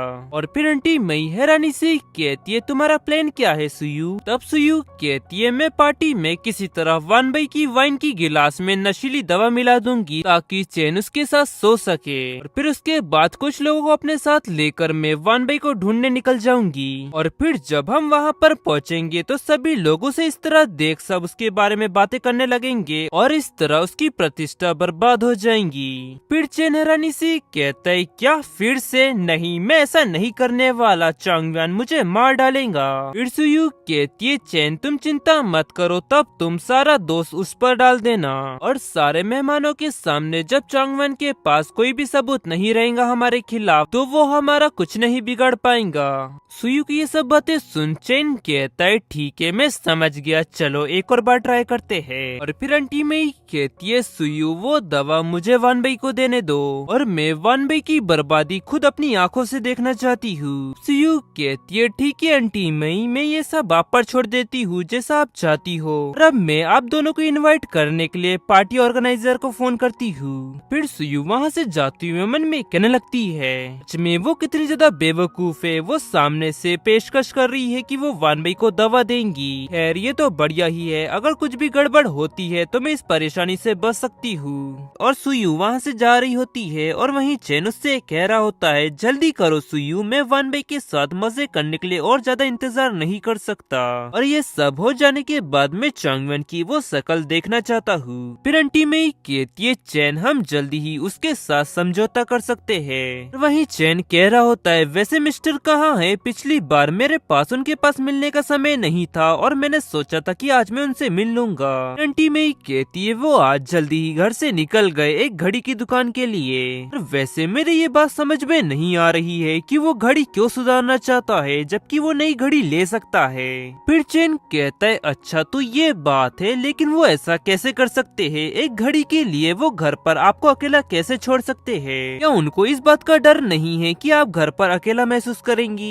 फिर आंटी मई कहती है, चैन मैं तुम्हारी आंटी हूँ और तुम उन गंदे विचारों को अपने दिमाग में लाना बंद करो। और अगर तुम बहुत ही ज्यादा भूखे हो तो तुम लड़कियों के साथ खेलो और तुम ऐसा करने के लिए स्वतंत्र हो। फिर चैन हैरानी से कहता है, क्या आंटी? मैं आपको एक आंटी से कैसे कंपेयर कर सकता हूँ? और आप जैसी वयस्क महिला बहुत ही ज्यादा अट्रैक्टिव होती है और आपके तो बहुत ही ज्यादा प्रशंसक होंगे, है ना? कि ये सब बातें सुन आंटी मई ब्लश करती हुई कहती है, क्या सच में? लेकिन अब मैं बूढ़ी हो चुकी हूँ और इसी के साथ साथ मेरी एक बेटी भी है। चेन कहता है, तो क्या हुआ? लेकिन मैं कोई मजाक नहीं कर रहा, आप अभी भी बहुत ज्यादा खूबसूरत दिखती हो। और मिस्टर ये नहीं जानते कि आप कितनी अच्छी हो और उनको तो सिर्फ अपने काम से मतलब है। और अगर मैं उनकी जगह होता तो दिन रात तुम्हारे साथ रहता। फिर मिसेस लू ब्लश करती हुई कहती है, सच में हैं चेन, तुम बहुत ही अच्छी अच्छी बातें करते हो। और फिर चेन उनका हाथ पकड़ते हुए कहता है, आंटी मैं सच में ये कहना चाहता हूँ, अगर आपको किसी भी चीज की जरूरत हो तो मुझे कॉल करना। और फिर वो उनके हाथों को किस करने लगता है और वहीं आंटी ब्लश करती हुए कहती है, रुक जाओ मैं तुम्हारी आंटी हूँ। और फिर वो मन में कहने लगती है, ऐसा लगता है कि मैं अभी भी बहुत ही ज्यादा अट्रैक्टिव हूँ और ऐसे यंग मैन को मेरे प्यार में पड़ जाना चाहिए। और फिर सीन शिफ्ट होता है, सुयू हमें पार्टी में दिखाई जाती है जहाँ कुछ लोग सुयू से कह रहे होते हैं, मिस सुयू आप इस ड्रेस में बहुत ही ज्यादा खूबसूरत लग रही हो। और फिर दूसरी लड़की कहती है, मुझे लगता है कि डिजाइनर ने खास तौर पर आपके लिए ये नई ड्रेस बनाई है और ये आप पर बिल्कुल सही फिट हो रही है। और फिर सुयू हंसती हुई कहती है, रुक जाओ गाइस मैं बहुत ही ज्यादा शर्मिंदा हो रही हूँ। और फिर एक लड़की आकर सुयू से कहती है, सुयू तुम इसके लायक हो, कॉस्ट्यूम डिजाइनर की बनाई गई हुई ये ड्रेस में तुम सच में बहुत ही अच्छी लग रही हो और तुम्हारा ये सुंदर चेहरा इसमें चार चांद लगा रहा है और आज रात की रानी तो तुम ही हो सुयू। फिर सुयू कहती है, तुम्हारा शुक्रिया। और फिर वो मन में कहने लगती है, मैंने इस ड्रेस को पाने के लिए बहुत ही ज्यादा मेहनत की है, वानबई की प्रतिष्ठा बर्बाद करने से पहले मैं उस पर पूरी तरह हावी होना चाहती हूँ। और एक व्यक्ति कह रहा होता है, वाओ बहुत ही बढ़िया, वो कौन है, वो तो सुयू से भी ज्यादा सुंदर दिख रही है। और वहीं सुयू उस व्यक्ति की बातें सुन लेती है और हैरानी से पीछे घूमती है और वहीं लोग कह रहे होते हैं, मिस्टर चांगम्यान और मिस वानबई, ओ माय गॉड मुझे नहीं पता था कि वो इतनी ज्यादा सुंदर है, सच में कितनी अच्छी जोड़ी है। और फिर और कोई कहता है, उसका ये चेहरा और उसकी ये ड्रेस सच में वो सुयू पर पूरी तरह हावी हो चुकी है। और वहीं सुयू गुस्से से मन में कह रही होती है, अरे नहीं उसने सबका ध्यान अपनी ओर खींच लिया। और फिर सुयू के बाजू में खड़ी लड़की कहती है, क्या ये सभी लोग अंधे हो चुके हैं, वो कहाँ से सुंदर दिख रही है, वो तुमसे ज्यादा सुंदर नहीं है सुयू, तुम सबसे ज्यादा सुंदर हो। और वहीं सुयू मन में कह रही होती है, आइडिया मैं वानबई को अपमानित करने के लिए मैंग का इस्तेमाल कर सकती हूँ। ये लड़की जो कि सुयू के बाजू में खड़ी हुई है इसका नाम मैंग है और सुयू इससे कहने लगती है, बस करो मैंग, वो मेरी दोस्त है और मुझे इस बात की खुशी है कि वो लोग उसे पसंद कर रहे हैं। चलो मैंग तुम मेरे साथ चलो और चलकर उसको हेलो कहते हैं। और वहीं चांगम्यान वानबई से कह रहा होता है, देखा वानबई मैंने तुमसे कहा था ना कि सभी लोग तुम्हें देखकर हक्के बक्के रह जाएंगे। फिर वानबई कहती है, नहीं ऐसी बात नहीं है, बस उन लोगों को मेरी ड्रेस पसंद आई और मैं इतनी भी ज्यादा अट्रैक्टिव नहीं हूँ। फिर तभी वहाँ उनके सामने एक व्यक्ति आते हुए कहता है, मिस्टर चांगम्यान आखिरकार आप आ ही गए, हम आपका काफी समय से इंतजार कर रहे थे। और फिर चांगम्यान कहता है, वानबई मैं जाकर अपने पार्टनर से मिलकर आता हूँ। तब वानबई कहती है, चांगम्यान तुम जितना समय चाहते हो तुम उतना समय ले लो और मैं खुद का ख्याल रख सकती हूँ। फिर तभी उसके पास सुयू आती हुई कहती है, वानबई आखिरकार तुम यहाँ पर आ ही गई। उसकी बातें सुन वानबई हैरानी से पीछे घूमती है और सुयू कहती है, मुझे पता था कि तुम आज यहाँ पर आओगी। फिर वानबई कहती है, सुयू तो तुमको भी यहाँ इनवाइट किया गया है। और फिर वो मन में कहने लगती है, मुझे इस बारे में नहीं पता था कि सुयू भी यहाँ पर आने वाली है। फिर मैं कहती है, हाँ जरूर, हमको तो यहाँ आना ही था क्योंकि हम फैशन आइकन्स है और इसके अलावा हम तुम जैसी नहीं जो कि चांगम्यान को यहाँ आने के लिए बहकाए। उसकी ये बातें सुन वानबई को पसंद नहीं आती और फिर वो उससे कहती है, तुम अपनी जबान संभाल कर कहो। फिर मैं कहती है, क्यों, क्या मैं सही नहीं हूँ? और मुझे तो ये भी लगता है कि तुमने चांगम्यान को ये ड्रेस खरीदने के लिए बहुत ही ज्यादा रिक्वेस्ट भी की होंगी, है ना, क्योंकि ये ड्रेस इतनी ज्यादा महंगी है कि तुम इसे अफोर्ड नहीं कर सकती। और फिर सुयू कहती है, मैंग प्लीज वो मेरी दोस्त है, तुम मुझसे इस तरह बातें मत करो। और फिर वो मन में कहने लगती है, चलो भी मैंग और भी ज्यादा उसको बदनाम करो और इसी तरह लगी रहो। और फिर मैंग कहती है, हाँ तुम होंगी उसकी दोस्त लेकिन मैं उसकी दोस्त नहीं हूँ। और मैंग कह रही होती है, वो क्या सोचती है कि वो चांगम्यान के साथ रिलेशनशिप में आने के बाद अपर क्लास में आ जाएंगी? नहीं, ऐसा नहीं हो सकता क्योंकि एक बीच हमेशा एक बीच ही रहेंगी। और इसके अलावा चांगम्यान के बिना तो उसे यहाँ इनवाइट भी नहीं किया जाता और वो सिर्फ एक आइस कैंडी है। और ऐसा लगता है कि चांगम्यान भी किसी अन्य व्यक्ति की तरह ही है। और वहीं वानबई उसकी ये सब बातें सुन मन में कहने लगती है, अच्छा सुयू इसलिए यहाँ पर आई है ताकि वो मुझे अपमानित कर सके, वो भी मैंग का इस्तेमाल करके। और वहीं सुयू भी मन में कह रही होती है, वानबई ये तो सिर्फ अभी एक शुरुआत है और मैं यहाँ पर सबको ये दिखा दूंगी कि वो व्यक्तियों को लुभाने के अलावा और कुछ नहीं कर सकती। और तभी एक लड़की वानबई के पास आती हुई कहती है, मिस वानबई आखिरकार मैंने आपको इस ड्रेस में देख ही लिया, माफ करिएगा मैंने आपको अपना इंट्रोडक्शन नहीं नहीं दिया। मिस वानबई, मेरा नाम सोंग किंगलान है और मैं एक एमक्यू की ड्रेस डिजाइनर हूँ और ये ड्रेस मैंने आपके लिए डिजाइन की है। कि ये सब बातें सुन सुयू और मैंग चौंक जाते हैं और सुयू मन में कहने लगती है क्या, और मैंग भी वहीं कह रही होती है क्या एमक्यू की एक डिजाइनर, और उसने वानबई के लिए ड्रेस डिजाइन की। और वहीं वानबई कह रही होती है ओ मिस किंगलान, आपका टेस्ट बहुत ही बढ़िया है और मैंने इससे पहले इतनी अच्छी ड्रेस कभी नहीं देखी। फिर किंगलान कहती है ये मेरी खुशनसीबी है कि आपको ये ड्रेस पसंद आई, और जब मैंने आपकी तस्वीर देखी तो मैं सच में बहुत ही ज्यादा आश्चर्यचकित हुई, और फिर मैंने मिस्टर चोंगयान को कांटेक्ट किया और ड्रेस डिजाइन करने के लिए पेशकश की। और शुक्र है कि जो मिस्टर चोंगयान ने मेरी रिक्वेस्ट एक्सेप्ट कर ली। फिर वानबई कहती है मिस किंगलान, आपके हाथों से बनाई ये ड्रेस मेरी खुशनसीबी है जो मुझे इसे पहनने का मौका मिला, और मिस किंगलान आपका शुक्रिया। फिर किंगलान कहती है मिस वानबई, आपको मुझे शुक्रिया अदा करने की जरूरत नहीं है और आप तो मेरी इंस्पिरेशन हो और ये डिजाइन अब तक का मेरा बेस्ट डिजाइन है। वहीं एक व्यक्ति उनकी ये सब बातें सुन हैरान होती हुए दूसरी लड़की से कहने लगता है oh my God, miss Kinglin ने मिस वानबई के लिए ड्रेस फ्री में डिजाइन कर दी और मिस्टर चोंगयान ने वो ड्रेस मिस वानबई के लिए नहीं खरीदी। फिर एक और व्यक्ति कहने लगता है मुझे इसकी तो बिल्कुल भी उम्मीद नहीं थी, और क्या उनके पास ऐसा कुछ है जो हम लोग नहीं जानते। और फिर मैंग कहती है मिस क्विंगलिंग, ये बीच आपकी ड्रेस पहनने के बिल्कुल भी लायक नहीं है और वो सिर्फ एक गोल्ड की तलाश करने वाली है। और फिर क्विंगलिंग कहती है बस बहुत हो गया, और तुम ये सब कहने वाली होती कौन हो, और मेरे लिए तो मिस वानबई इस ड्रेस के लिए परफेक्ट है और वो उन जैसी लड़कियों की तरह बिल्कुल नहीं है जो अपने मॉम डैड के पैसे बर्बाद करती है और दूसरों को तुच्छ समझती है। कि ये सब बातें सुन मैंग चौंकती हुई कहती है क्या मिस किंगलिंग, आप ऐसा कैसे कह सकती हो। और फिर सुयू आगे बढ़ती हुई कहती है मैंग बस बहुत हो गया, रुक जाओ, और तुमने बहुत ही बदतमीजी से वानबई से बातें की है तो तुम्हें उससे माफी मांगनी होगी। फिर वो मन में कहने लगती है किंगलिंग एक बहुत ही ज्यादा फेमस डिजाइनर है और मैं उसके पैर पर पैर नहीं रख सकती, और अब मुझे मैंग को रोकना होगा और चेंग के पास वानबई को ले जाने की तैयारी करनी होगी। और मैंग सुयू से कह रही होती है क्या सुयू, तुम ये क्या कह रही हो, मैं उससे माफी कैसे मांग सकती हूँ। और वहीं सुयू से बड़े गुस्से से देखने लगती है और मैंग उसे इस तरह देख घबरा जाती है और उससे कहती है हाँ ठीक है मैं करती हूँ। और फिर वो मन में कहने लगती है सुयू सच में बहुत ही ज्यादा डरावनी लग रही है। और वहीं वानबई सुयू को ये सब कहता देख मन में कहने लगती है आखिरकार सुयू मेरी तरफ से क्यों बोल रही है और ये सब करने के पीछे आखिरकार उसका पर्पस क्या है। और फिर मैंग वानबई के पास आती है और उससे कहती है मिस वानबई, जो कुछ भी मैंने आपको कहा उसके लिए मैं माफी चाहती हूँ। और फिर सुयू कहती है वानबई, क्या तुम प्लीज मेरे खातिर उसे माफ कर सकती हो। और फिर वो उसे धीरे से कहने लगती है और मुझे तुम्हें कुछ इम्पोर्टेंट बात बतानी है तो इसीलिए हम यहाँ पर ज्यादा देर तक नहीं रुक सकते।